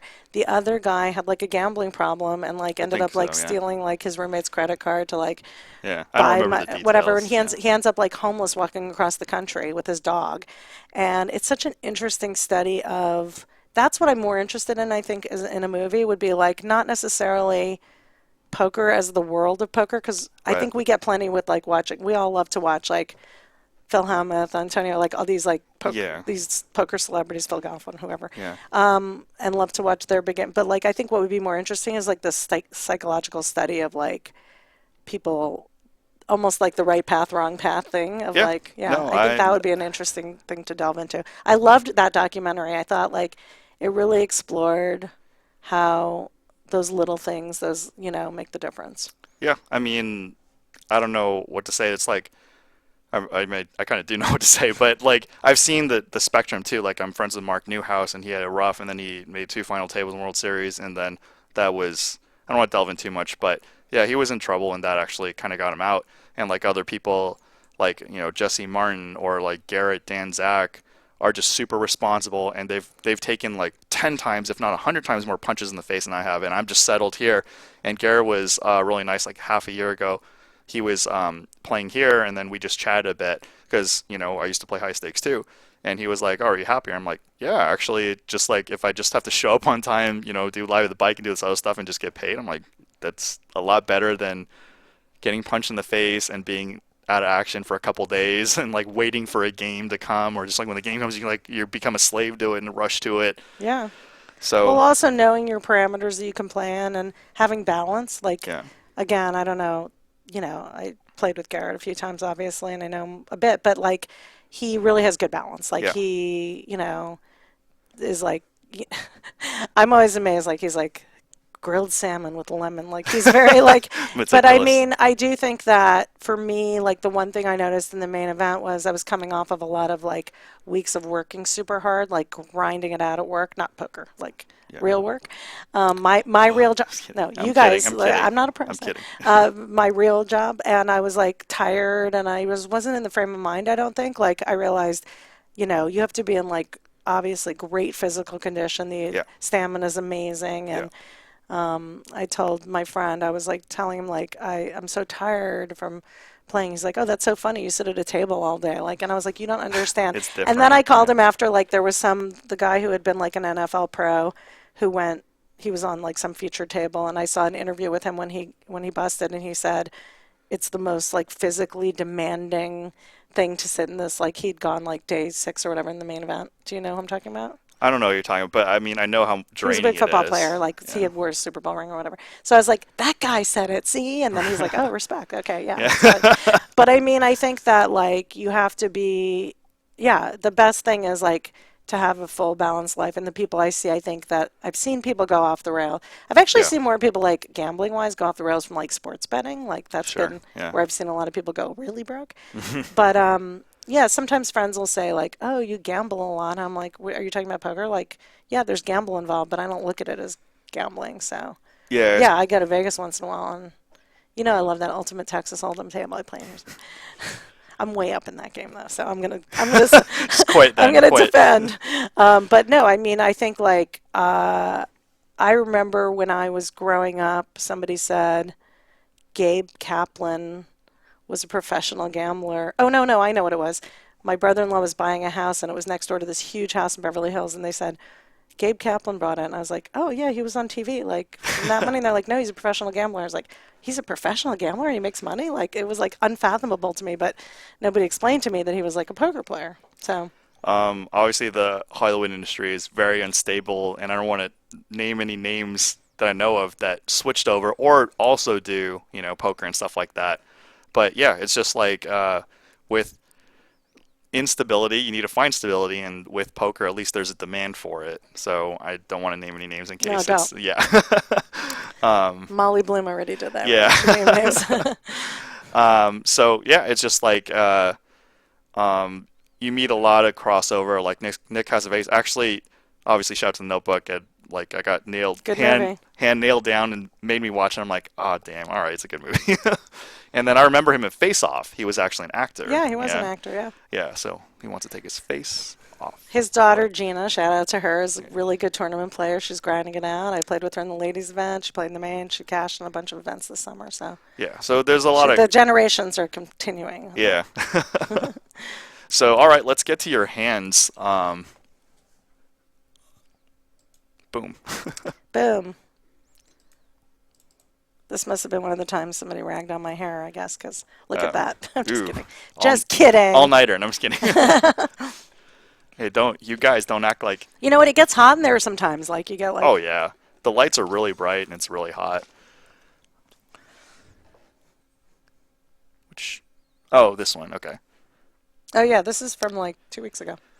Yeah. So. Good. Thank God there's something more recent. Yeah. I basically try to get the most recent ones. Thank you. So yeah, Folded Galley's got Ace Ten of Diamonds raising the button, and Julie Yorn, my special guest tonight. Mystery hand, but it'll be revealed at the end. Oh yeah, what? It's not on there. Yeah, I know what it is. Okay. And 3 bets. Oh, you know what's really funny about this? Yeah, because I guess because the hand didn't come up, a friend of mine was watching. I was like, I was positive you were bluffing. Oh no, I was positive you had it. I was anyway. I won't give it away. Yeah. I was positive I had it the whole time, and then insisted I had it, and then it turned out. 3 bets, no way Gall's folding in this spot. He calls. Their little glance. What was that glance? I don't know. I was like, what the hell are you calling with? It's like 3rd grade. I was trying to pick it up right now. Now this flop's a disaster for me without telling you what I have. See, check. And my dinner's coming on top of it. There comes my salad. No, just kidding. Check and check, and just gets worse. Bigger disaster.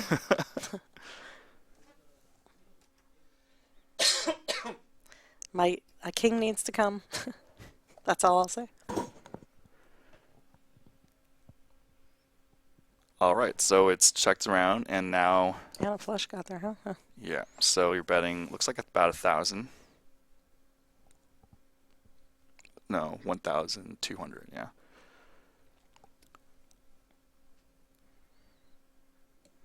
And Gall with top pair has to think.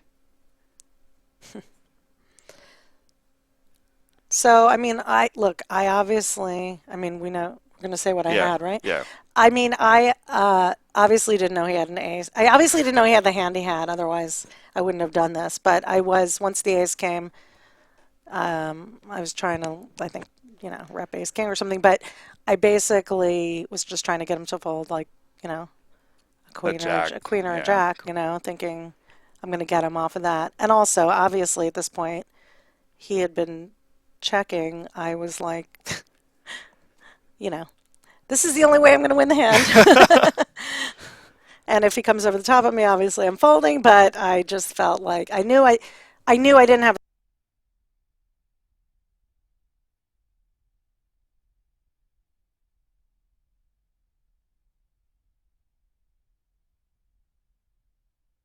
And I was trying not to talk. He's not talking yet. He's not talking yet, but he did. In the hand, he kept saying, like, you have a really good hand or what? Like, he might have put you on, like, checking a flop set and just, like, waiting. He's like, what do you have? And then I just nodded. Pocket tens. I think he said, like, you have a really good hand, don't you? And I was like, yes. Which I did before the flop. Right. Julie Yorn, bluff master. And I said to him, haha. No, I didn't say that. I'm kidding. I said I've really tried not to talk during a hand. Sorry, was what I said.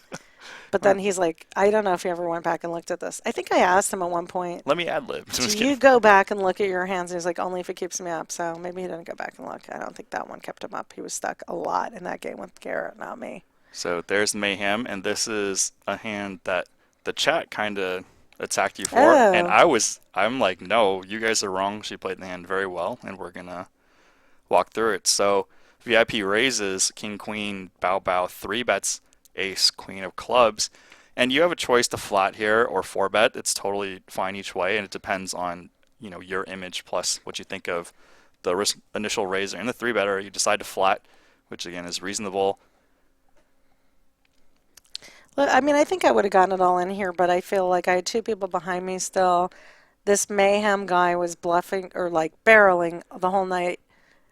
I just don't remember what happened with him, except that I remember he was super aggressive against me. And Bao hadn't really played many hands, so I kind of like respected that too. But I flatted, so now. So he checks. I mean, you can opt to bet here. It looks like I almost went for a bet. Yeah.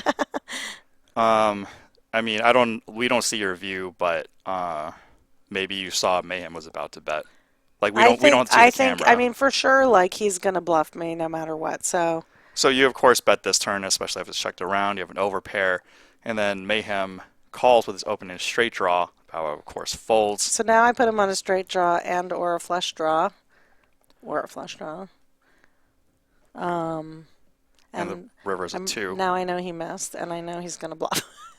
So what the chat was saying is why you didn't check raise here with 2s full of jacks, and there's a relatively polarized situation because he didn't bet the flop, so he probably doesn't have a 1-pair hand. So what are the hands that may check the flop, or if you flop a monster like a set of 7s or a set of 4s, or a weak hand like if you had, I don't know, ace deuce suited, and then on the turn when you bet and he calls, there's 2 draws, or not 2 draws, there's several draws, like a wheel draw or 5-6, and with the 2s they missed. So, or sorry, with the 2 river. So if he has quads, your check raise doesn't really do anything. And if he has a set of 7s or set of 4s, you're still losing to those 2. So you're trying to induce a bluff, and which you got the bluff from him. Mm-hmm. But if he actually had a monster, you're screwed. So there's no real point to check raising, since if he had a piece, he would more likely bet the flop.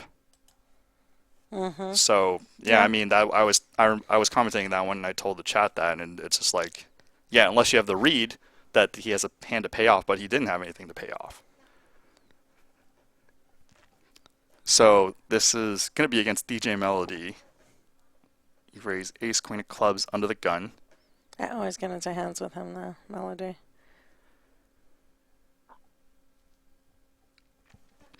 He defends in the big blind. And there's actually not going to be much strategic talk. We're going to talk about your emotional journey in this one. Oh, I know which hand this is. This is yeah, I know why you're saying that. I know which hand this is. This is what you call just great fun, friggin' luck. Except that he doesn't have more. What you go to the casino for? Yeah, except that like if he has more.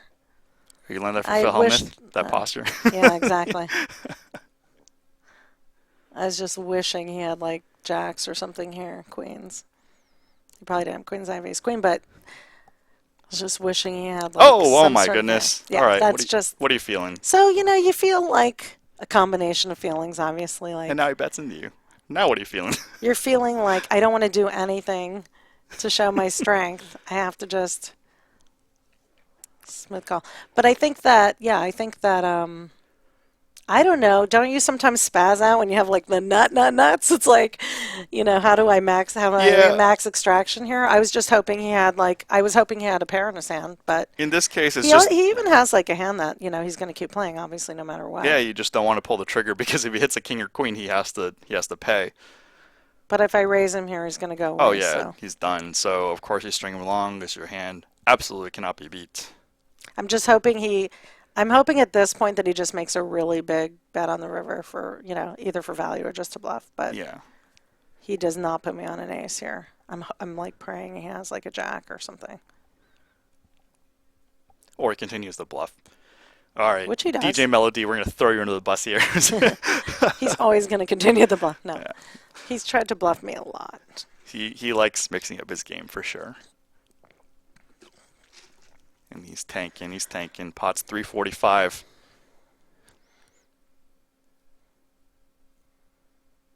What are you feeling now? Please bet. It's Please so bet. funny. No, I'd had a hand with him off stream like really recently before this where I like hero called him on something and he was like so pissed about it. And then I tried to explain to him this is why I did it. He's like, and you give me the speech.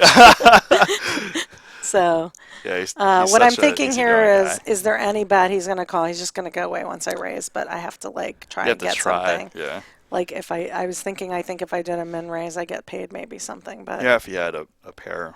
he's maybe, that's what I was It's thinking. hard. I don't If know. he hits Jack, it's like maybe you had King Jack and he had a Jack and he's chopping. I don't know. But, yeah. I think what I'd said Nice there when I live. picked that up was, is there a high hand tonight? I was hoping there was a high hand. And you're like, why And aren't you there playing wasn't. UTH? Yeah, exactly. That would have been good. Flopping quads. No, this was... What's this? Oh, I think this is the hand with Garrett. Yeah, this is the hand with Garrett. Okay. So Danny raises and hijack a6 off. Nick calls on the button King 10 suited. I think you just call and Garrett just calls. Wait, where's... Oh, I should have... So your first I act, should you have checked around. 3-bet this, though, behind Nick, to be honest, but... Yeah, I mean, still have Garrett behind me. No. Yeah, there was a straddle. I have Garrett behind me in the straddle. So it's checked And around. now he stands up and says, just so I'm pointing out, he does stand up and say, how much are you playing? And does the whole, like, staring at my stack. So he raises to 2,000. You bet 600. He raises to 2,000. Obviously, I'm calling here. Yeah. I knew the 9 helped him. I didn't know how, but I actually... I definitely worried about Jack 9 here. So Or 9s. He could have had 9s. So river is a blank, doesn't really complete any major draws. And then you check, and the pot is 5,350. And he just puts you in. Right? And as you can see, I'm thrilled. But I think that I think this is the hand where the guy was like, "You folded your Jack." Now I have 8,000 behind me, Yeah. and I'm like thinking this through. And I mean, It's 160% bet, pot bet. So it's like, you have a bluff catcher. I mean, it did. To be honest, it felt bluffy. Like Yeah. I'm not. I definitely knew I was probably laying down, but I can't. I don't know what to say. It was one of those like equating money, like 8,000 with one pair here. He could easily have Jack 9. He could have, You could have flopped he the could set. have a There's set, so many yeah. things he could have, but it's just a He matter. could have a set. He could have 2 pair. I don't know. Like I just felt like he somehow. I got a live read that the 9 when the turn came that he was like really happy with it, and obviously Which he raised me. Yeah. Yeah, he was, but I didn't put him on the queen 10 anyway. Look, hey. Well, there's no shame You to know get what? bluffed out by Garrett. I think that if anybody out there says that they have never been bluffed by an excellent player, then Yeah, they're that's full completely of it. BS. This is more just like, for fun. Ken's on the gun. He just limps with jacks. Nick raise with 4s, and you have ace king suited. I hope I'm going to raise him here. What's the... I think you just call. But it's okay. Don't worry. Watch what happens. I'm very surprised I didn't raise him. I love the way looking back at my own hands, like, why did I do it's that? okay. Like What's wrong with her? You mix up things, especially with. I would say the majority of the time in that spot I'm gonna raise him. Yeah, the standard play, but the thing is, like, you do have to mix things up, and you flop the nut flush easy. Ooh. So. I'm a lucky ducky there. Okay, so I'm super lucky because he flops a set. Yeah. So now I'm He gonna bets get into paid. And of course you call. I think also. Like your acting job. Is this like who you're watching here? Chris Pine? You're like, oh, channeling. Marlon Brando did this. No, yeah. I mean, I think. And Ken, of course, with this kind of action, doesn't like his jack. Jacks. Turns a jack. Oh, I'm sorry. Oh, Ken. Oh, he and turned look the at jack. look at Ken's expression. He's like, but he saved a ton. And now I'm just gonna let keep letting Nick do the thing for. Oh no, probably a raise here. I think you just call and Oh, then you bet there. Either way, it's just like, oh, I think you do raise. I did raise, Yeah. yeah. So, I mean, I'm hoping he has the hand I think he has, or right. um, And from his he point might of have view, like a 9, 10 of clubs or something too. Like he might have another 2 clubs in his hand. and from Nick's point of view, it's tough because you could have like Queen Jack with the Jack of clubs or a set of threes. Um, I Ace, probably do that anyway, just having like if I have Ace, Queen, Ace of clubs. yeah, or Ace Jack, Ace clubs. A lot of situations. And you did flat pre. So again, this is a tough decision for all players. It's like when you have a set and a three flush board, and the straight's not really relevant in this. The potential straights aren't that relevant in this hand. So you just tap him And knowing Nick, I think he's going to call me if he has a any strong kind of hand. flush or any set. He's Yeah, going to call me, I think.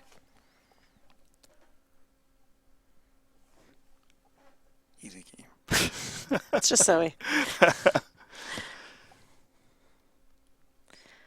No, but It's funny because that same game I did flop the nut flush against Garrett, and I just let him bet the barrel whole way. I never raised or anything, and like we got all our money in there. even though you obviously got lucky in this hand, one thing to note is like a lot of low stakes and even mid stakes players, when they flop the nuts, they like check, but it's like they either have something or they don't. So this is an exercise, an example of you got to bet and raise and get paid, or like you can't.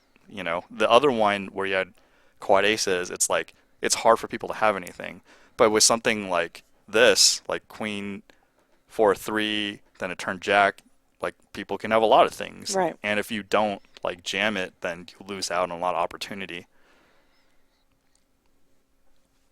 So the difference between the nuts with people when people can have something versus the nuts when people can't have Right. something. Well, I knew he loved what he had.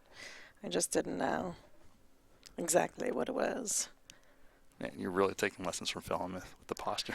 I really don't like. I mean, I used to just give I'm off a just- lot of info. No, Don't you know everything you do at the table conveys information? I know. I just really don't like to look at anybody if I can avoid it, Yeah. whether I have it or whether I don't.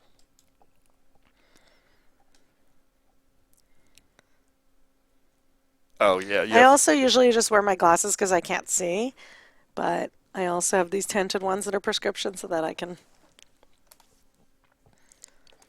So you're getting a couple hands with Yo Viral here. I Oh my think. God, this was another one where like I sat down and every time, I thought he was bluffing me the whole time and he had it every time it turned out. I started to get really, Yeah. and then I called in a spot and lost all my money. I don't think this is it. No, this isn't the one I called. I flopped trip queens and he ended up rivering me, but he and I were just going like we just got involved in so many hands this night. It was annoying. So Yo Viral picks up a gut shot and a set draw. I made it small. There's like a lot of players in this hand with me, but I want to. So funny. I can't. Okay. I was looking for there was a flush draw out there.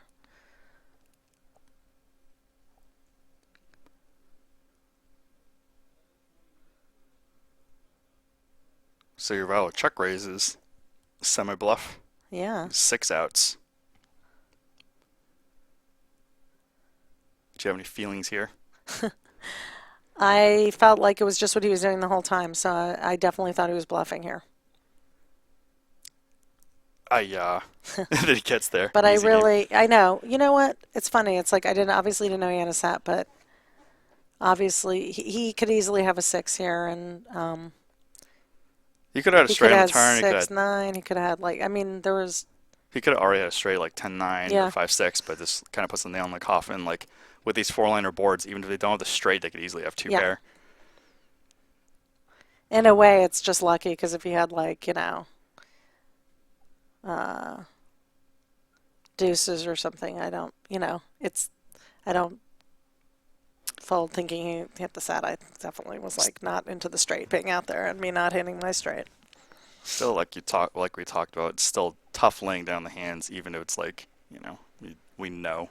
Mm-hmm. But the 4-liner, you lose the 2 pair as well, and It's funny. I laid them down. I bet when I was ahead with him every time, and I laid it down every time, and then I just got frustrated finally and I think called. But he got really lucky afterwards. Like we got it all in. somebody on Twitter said it was like you were being a super user.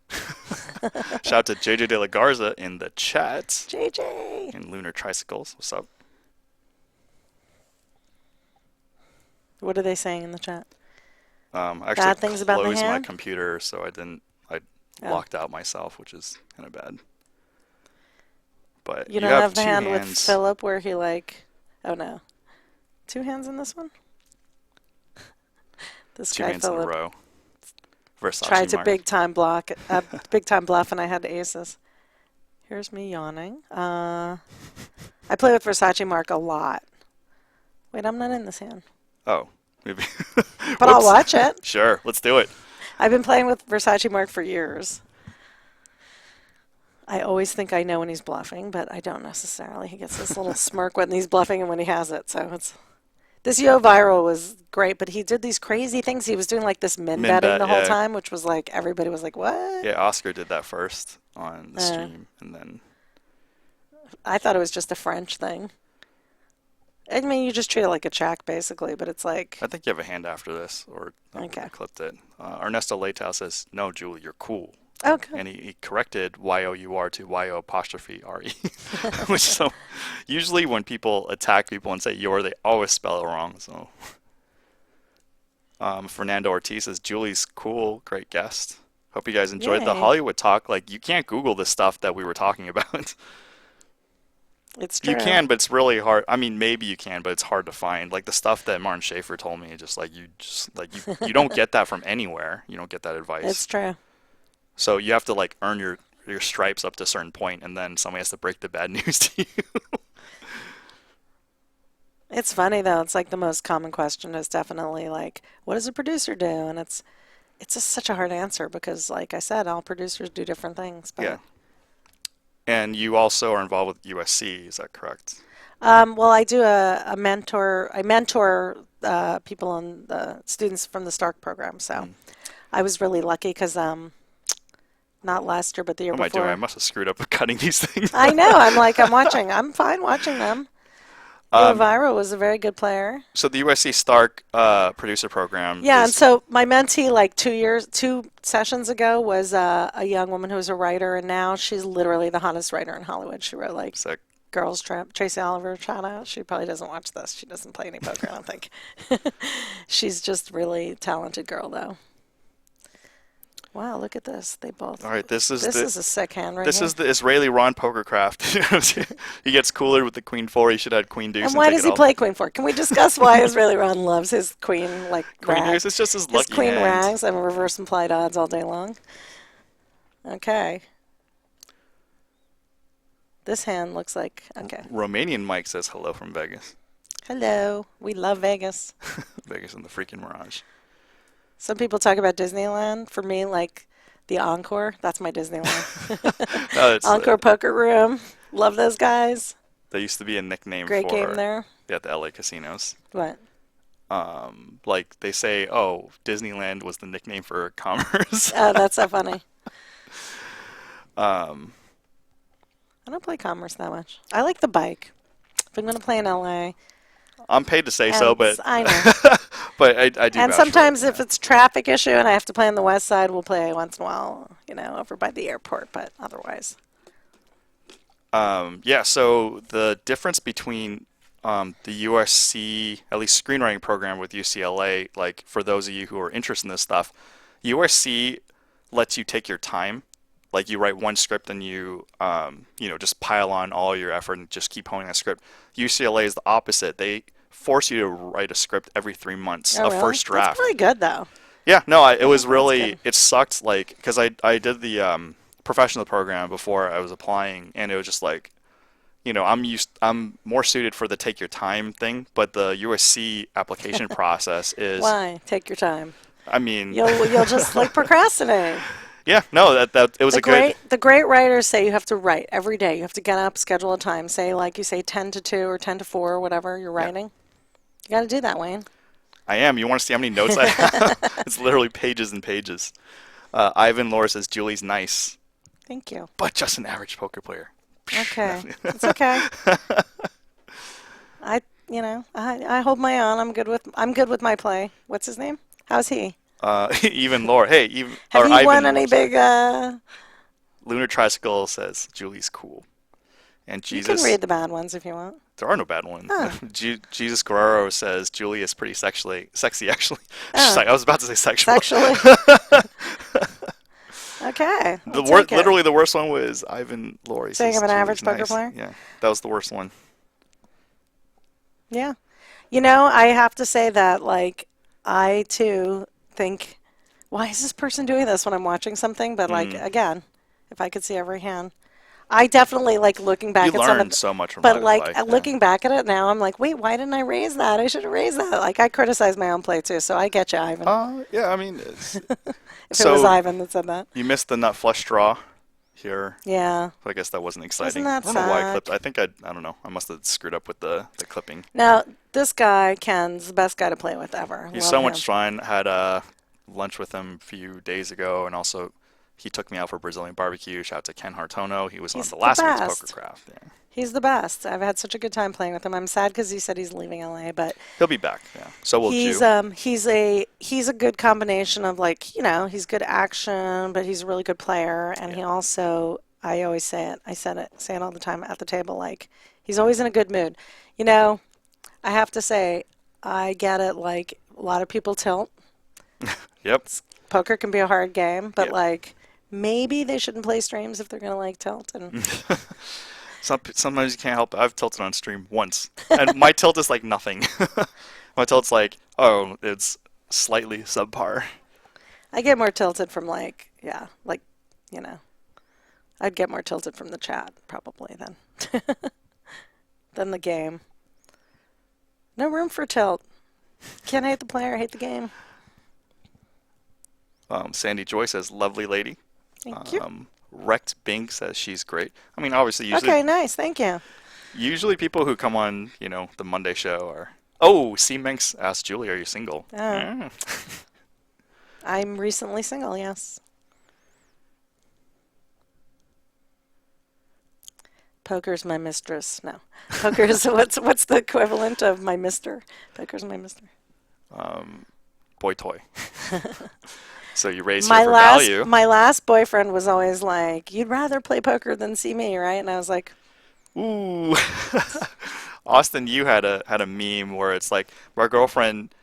It was I think Finding Neverland with Johnny Depp, and then the conversation was the girlfriend said I had to choose between her or poker, and he said I'm gonna miss her. "That's amazing. Shout I out love Austin, that. you. I love that. That's great." NT Deep LA in the chat, and Yoviro goes over the top. This is probably why I had this in there. Let's see what you do. It's Yeah. tough. He bet, and he did this before. Where he What like did I min do bets. here? I don't remember. I think. Please tell me I called this. God. Do, do, do, do. And you do call, Okay. but He's gonna get me on that. he's a cheater, and he hits a 5. No, this This is what I'm Poker saying. Stars. Every hand with him. I don't remember this game. It was a while ago, but Yeah. like every hand with him, he hit it. And I remember when you're sitting there and you're like, he's betting, and now he's like, gonna come at me again on the turn. But it's like, how could I know that he's playing 3-4 off? Jeez. Cheater. But it's a good fold. What happened pre-flop? I don't know, but the flop. I wonder. I wouldn't have raised unless like it folded to me on the button. I think it was limp to you, but regardless, it's I'm this not gonna raise king rough 10 off him. situation. And he gets there, and some guy on Twitter was like, "You super usered him." I guess these were the hands, is why I picked these ones out.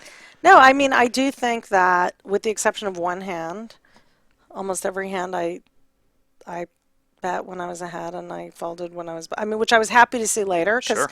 you just feel like sometimes you just feel like really targeted by somebody. Like maybe this guy just thinks like, "Who's this fish?" I'm gonna just like they want to look good on a stream. He's got Right. like he's got His his own, entourage he has his is vlogger there. right, right. And the guy was like over my shoulder, and I didn't even think about it, but somebody finally said, you know what, can You you can't step do back? that, Because he was yeah. like shooting over my shoulder. Could have been looking at my hand. Yeah, I mean, usually if they're going to go to But that he was much. a cool guy. I really liked him, and you know, we had a really crazy game after the stream. I have to say, it was kind of sick what happened after the stream. Which Yeah, so many people tell me it's like, oh, the wild stuff comes after the stream. It's like, well, one, people play differently on stream. Two, when people start the stream, they play more ABC, and then, you know, as the hands progress, that's when the chemistry starts and rivalries start. I think what happens is people play a Great certain way on. fold, great fold. This is Thank why I you. had it. I just didn't have this stuff in I between. also I did get a little. I will say this. In all those situations with him, like I felt like I got some information live. I don't remember exactly what. Oh, this guy Mike was great. Oh, okay. So that's the last one. And back on He us. doubled me up, but that wasn't. He was a great guy anyway, but he also doubled me up. So And Too Deep LA also says, Julie's great. You act fine and are fun. Sandy Joy says, Thank you. Julie is hooked on LATB and we are hooked on Julie. I See? love it. Eh? Yay! See, that's why. No, it's like I mean, listen. I don't. You know, it's nice to say positive things, but it's mostly because when I've looked, it's all been hate. Not, yeah, but the thing is, it's different But because I've heard that from other people too, so it's not like. I humanize people on the show. No, but like last week I looked and I was like, oh, there's some really mean stuff. But then Yeah. there was another player at the table who I just can't even believe what Oh, they yeah. were hating on. Yeah. And then I was like, okay, well, I mean, that's terrible too, but there was a whole history I didn't know there. Kevin Robinson, Julie Sexy AF. Oh, nice, Alec nice. Turley's cousin. Not really Alec Turley's cousin. Julie Single hit my DM. Yeah, see? Oh, Yeah. there you go. I'm not even filtering. Save see? them. Jesus Guerrero says, you playing tomorrow, Julie? No, I'm not playing tomorrow. I have other commitments. Okay, here's the meanest one. I think I'm going to play Friday. Blub says Julie Schmooly. That's the meanest one. I don't know what that means, but okay. I don't know. Shmooly. And Jesus Guerrero says, I love watching Julie. So, Okay. all right, I think that's going to wrap it up. Hope you Okay. guys enjoyed it. There were plenty of thumbs up. 29-7. It's plenty good ratio. That's nice. 7 I people think are all my family members. So what don't I worry. really like is I really like the community around Live at the Bike, and I agree. I think it's like a really great. It's cool that all these people like tune in and watch and like comment. I think it's great. Even if they say mean things, even if they troll me, it's like, no, I really mean it. I think Yeah. it's great because I think there's like, it creates a community. Yeah, we do what we can. Mostly Brian Arakaki, the director, shout out to him. He's awesome. And Patrick Curran. It's such a good team. Like, you know. Yeah, they kick out the mean people, and when I'm in here, I talk back and kick people out too.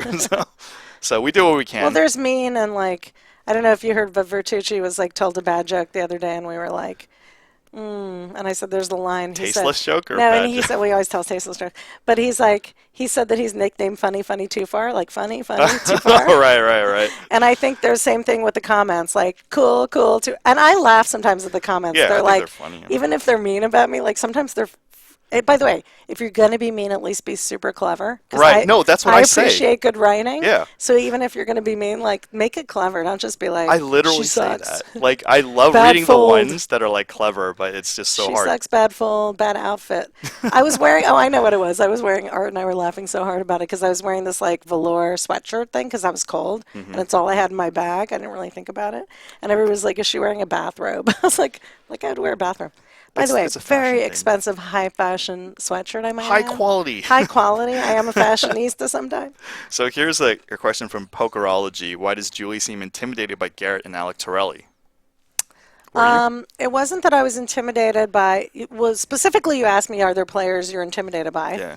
And I said Garrett, because Garrett, I think, because in person with me, but also like I've seen him play major hands with really good players and make like sick reads. Like Sure. I'm not the only one that like has noticed that about Garrett. Yeah. And he's not the only player that does that, but I think he's really talented in that way. That's also why I said that about like Brian Kim, like respect. So Right. Alex really I wasn't intimidated by. I just never played with him, and I hadn't done my homework. I didn't really even know he was playing. I didn't know anything about him, so like people were saying stuff, and I was like, I don't know what that's about. Like, Yeah, you know, he's a really nice guy in person. He was super sweet and like nice, but every time I was in a hand with him, it was like the Yo Viral thing. I was like, did he get there every time? Yeah. He couldn't have gotten there every time. And They so, can. like I said, and even in the, I didn't put him unnecessarily queens, but when he made that big raise, he could have had obviously jacks, queens, kings, aces. There's like So many. four hands, but I did put him. He could have also had like any combination of ace, queen, ace, king. Yeah. A lot of things that I think Flipping or or you see a whatever. flop And and you're fine. I had played so many hands with him where I folded to him and I folded Gotta take a correctly. stand. No, I folded correctly that I finally had like a decent pair that I was like gonna like, and run it. And he was like, "Can we run it twice? Can we run it twice?" So I thought for sure I was like Ahead. maybe a little ahead. But anyway, the point is I wasn't intimidated by him. I was just unprepared for playing with him, and it seemed like not with any other player at the table, but with me, he just kept getting involved and I felt pushed around. Yeah. Sometimes you just feel Some, people coming and push you around. yeah, and just sometimes they're just dealt the And I cards. don't feel like with really great players like Garrett or Andy or Art or like whoever, I don't feel pushed around. I just feel like Poker. they're playing their hands, and in Yeah. spots they're taking advantage of knowing that like whatever hesitation they see in me, whatever. Guys, I'm working on my game. Like I'm trying to like Everybody can get stand better. out. And by the way, like I realize even looking at that, some of the things you just showed me, like I've worked on some of those live tells because Oh no, I know. I Yeah. know that from looking at it on the stream, I know I've picked up a few things about my own play. Sure. So Yeah. hey, Because just getting better, trying to get better all the time. We talk a lot about what defines like a pro, right? Like oh yeah, I don't want to be a poker pro because I have a really all-consuming job that takes a lot of my sure. demands a lot of time and focus. But what does define a pro in your opinion? This is, I mean, it's been a age-long debate, and some people say it's like such a ridiculous term because I guess people define it by if it's your main source of income, but then like the variance is so high and so many people go broke, is like who's really a pro? It's just like it's so Right. tough. And then there's also the debate of whether you're a purist pro, like like Garrett especially. He just plays. He doesn't do anything else. Dan Zach, at least he was commentating or whatever. So if you get subsidized for that, does that count towards, you being a pro? And that's an age-long debate too, because I used to be a professional gamer, but there's other aspects of gaming, like if you're a streamer slash entertainer, Right. who knows? And just so it's like, I guess if your main, I think the community needs to help define this too. If your main source of income is poker and poker related, or poker related, then technically you're a professional poker player. But if you're losing, you kind of have to revoke your own status, right? Exactly. That's what I say. I'm like, I've seen pros and they like aren't good, and then I've seen some rec players who are way better than some Yeah, pros I know. But I think for me, I'm not trying to do any of that. But I do want to hold my own in certain games. And when people ask me, they're like, "Well, what do you?" I say I play with a lot of pros, and overall, like I'm a winning player. So like I have to look at that and say, okay, I'm doing okay. But I have a lot to learn. I like definitely. By the way, what's most challenging is trying to talk like oh, it's analysis. okay. Like I don't even know how to analyze. Like I can only tell you in the time. I know. I basically think that it's just about trying to improve upon it for me, and I hope for a lot of people out there too. That's why they watch probably. So it's a good point you touched up on the pro thing because there's a lot of rec players who I know are winning players because I watch them play and know their situations. They don't tilt. They're just there to, like my patent attorney, shout out to James Hurt. He's a recreational player. He wins. Like he's better than, most pros, but he also is a patent attorney and he used to be a software engineer. So it's like you don't have to leave. You could just like make like side income, so to say, or just have fun. Yeah. And also Cyrus Namani, he plays on Live at the Bike as well. Obviously winner, but he has his main business and just comes here to vent, so to say. But the thing is, playing for a living and being a winning player are two totally different things. Absolutely. Yeah. So like if you're playing for a living, it's your primary source of income.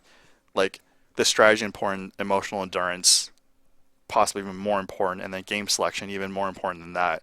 And just like if you get subsidized like I do in like multiple aspects, and like I'm winning at poker, but it's so small compared to like the subsidies because as a house player, you don't even play like I don't know, maybe even 30-40% of the time, so you're just like Right. collecting and then I'm doing all the other work. So it's just a life choice. Yeah. But I just think it's about what are your personal goals, like what do you want out of it Right. for people. And so That's why I can take the heat. Like I would love to be, if I was going to be a pro, I'd want to be a tournament pro and like play full time, but it's so hard to make money Yeah. playing tournaments full time. Oh Like yeah, the those variance is people, just way too high. and like even I have friends like my ex-husband is one of my best friends, and he'll be like, "How'd you do in your tournaments?" And I'm like, "Well, I didn't cash." And he's like, "Oh, you're not doing very well." It's like, no, no, no. I played well. I like, you have to get so lucky in so many Yeah. spots, and so like I love.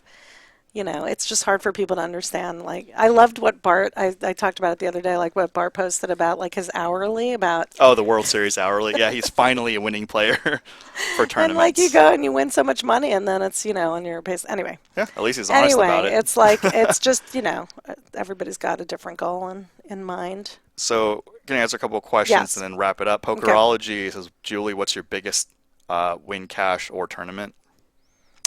Um,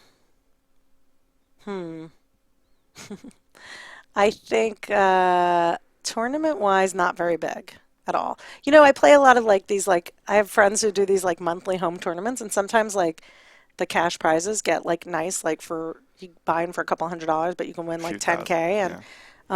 I've won those a few times. But I don't really play enough tournaments to like. I've played big ones, but I haven't cashed in any real big ones. Cash wise, I've, done, I don't know. I I don't hate even to know say mine. it. Like, I mean, it's just weird. Like, not that anybody's watching. I've also lost, so the Yeah, no, government's I watching. remember all my losses. Um, I don't remember my wins. I don't play big enough to like, I don't play like at the super nosebleed stakes. So, anywhere from 20, 30, 40K, something like that in a session. So, Ken's in the chat, Ken Hartono. Ken, He hi, says, Ken. I like being around and enjoy your company, Julie. Oh, we love Ken. Yeah, I we wish love I had a Ken. glass of vino for him. Guy has great tasted wine.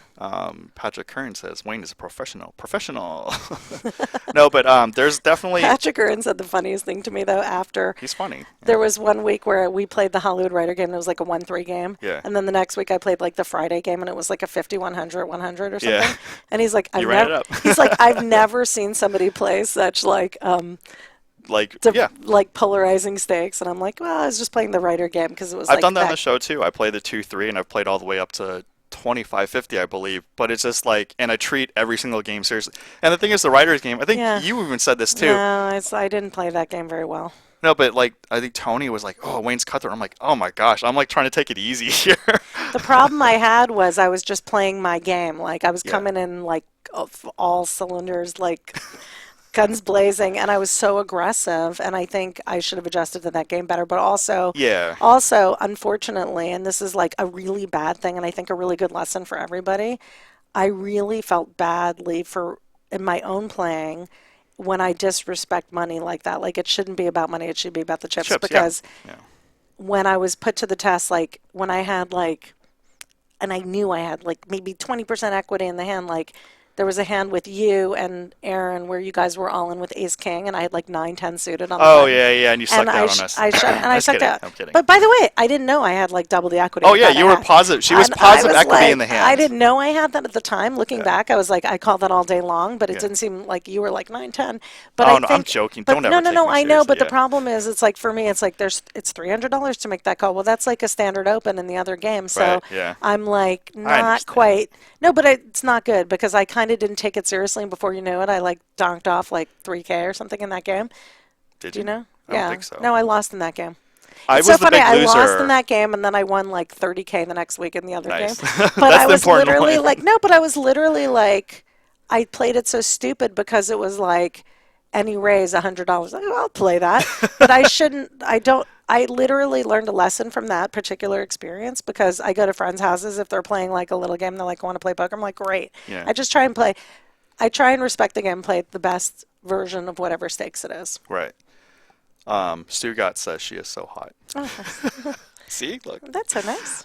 No, but especially, and it's been a learning process for me because I used to be, a straight cutthroat player, and then ever since I'm a broadcast slash prop slash semi-host, I have to calibrate what I'm doing with Yeah. who I'm playing with. Like, I don't want to lose, but at the same time, I'm not like being cutthroat at the 2-3 game, and then like Tony says, like, oh, you're being so serious. I'm like, this is like not even close to serious for me. I'm not trying to lose. I'm trying every hand, but It's just like it's a social situation. But it's just relative to the games he plays in, right? When you're Right. playing friendly home Exactly. games, one of the games I play in, my friend is like, we're not going to straddle every hand and we're not going to do this and like really regulates it because he doesn't want it to get too big and like too Yeah. aggressive. And I respect that because it's like that's that game.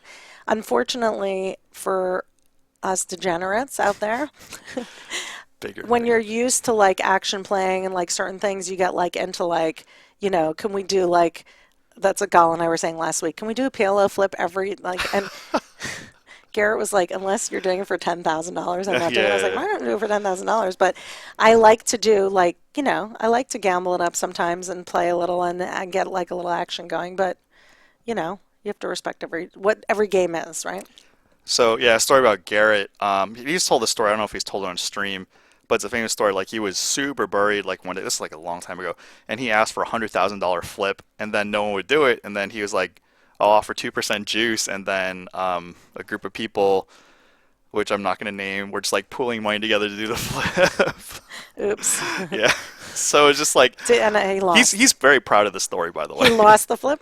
I think he I think he lost the flip. I'm not sure, but it's more the setup to the story Right, that is, exactly. I understand. But I yeah, did want to know the yeah. ending. Oh no, we'll ask him in the future, but I know that But story he's is funny because okay. he wouldn't do the flips, and we were like, my thing is like, I want to do a bomb pot every dealer change because I think it like creates like more, like. I'm actually not a By the fan of way, bond I mean, pots. huh? Yeah, I'm You're not a not? fan of bond pots. You Yeah. get such good odds, like without even like. I mean, I just think it. I would think with all your mixed games, like you're playing any two cards, like No, it's no, no, no. It's like I think it makes people feel uncomfortable. Like I'm for the why? gamble or having people, create action, but that particular one, because it's like people just like fold like relatively strong hands in like at least the settings on Live of the Bike. So it's like, okay, if they're gonna do that, then why even do this? This is Right. just like a gamble for whoever flops the nuts or close to a nutted hand. It's kind of like that, but the other thing is like you're having to pay time, right? So let's say you're in a game where you're paying $13 for time and you do a $50 bomb pot. You're only $37 more than you'd gonna have to pay Sure, anyway. that's You pay fair. the time out of the pot, it saves time. The dealer doesn't have to do the whole thing, Wow, and that's it's very fair. okay. Yeah. So that's my. I get really impatient, by the way, when a game's not moving. I love, like the other night we asked for the shot clock in the other game, which we don't Yeah. normally have it in. I like when a game moves. I mean, I like to take my time in decisions when I have hard decisions. But how many times is that? Like 6 times in maybe the whole stream, maybe 4 or 5. Yeah, I I'm mean gonna take my time. yeah. That's why those buttons are you only need 4 of those. But I mean, I like the bomb pod also is yeah, it's good for the time for the dealer change when you have to pay time. Yeah, Ken's stealing all your thunder now. What's he saying? No, people are Everyone's like, because "Oh, we're gonna miss you, Ken." everybody loves Ken. I'm telling you, the Yeah. guy's really good for poker. Patrick Curran says agree with Wayne about bomb pots. It's just like Okay, Patrick. it's Well, I'm more gonna like make you play bomb pod later. it's just in theory it's supposed to like create action, but I think in practicality it doesn't. Like maybe at lower stakes or like wild games, but just like from what we've seen on Live of the Bike, I think PLO flips are better, and hopefully there's like better ways to like I guess create action. So that's whatever. If people like it, they like it. It's just an observation. So Sometimes you're just stuck and you're getting H1 on your money, and it's kind of like a good thing. I had aces in the bomb pot last week on the stream, oh and it was like so confusing what to do because somebody was betting into me, and I was like, "Does he have king six?" Like, I mean, yeah, no, it's happened to me too. I don't remember the two people I was with, but I had queens on a bomb pot, and somebody flopped a set of six. Oh, I remember who. Yeah, it was you're not gonna say the name. no, yeah, whatever. Anyway, somebody flopped a set on me, and I had queens. Obviously, if it was a normal hand, it doesn't like go like this. So Right, exactly. Yeah, yeah, it takes some of the strategy out. Like, it's an equalizing thing a little bit. answered all these. Okay, so we'll wrap it up, No more and questions? you got to know Julie Okay. and a little bit more insight on Hollywood, but it's a very deep chapter, and this is just 2 point of views, and I'm not even there It's yet. true. So I have a lot of years of. I actually am more on IMDb for acting than Are you screenwriting, really? which is What have you been in? I was on Funny or Die, and I told you I'm on National Geographic Brain Oh, Games, yeah, I and wanna Ted watch Danson that. was there, and Keane Michael Key, and I was looking at their credits, and they're like, boom. I'm like, all right, I got 2. Well, yeah, I See. mean. I was also on How I Met Your Mother, They've- thanks to Jamie Ronheimer. Oh, that's right. That's right. That's so funny. But yeah, we'll keep it the grind, and thank you for tuning in. Thank you.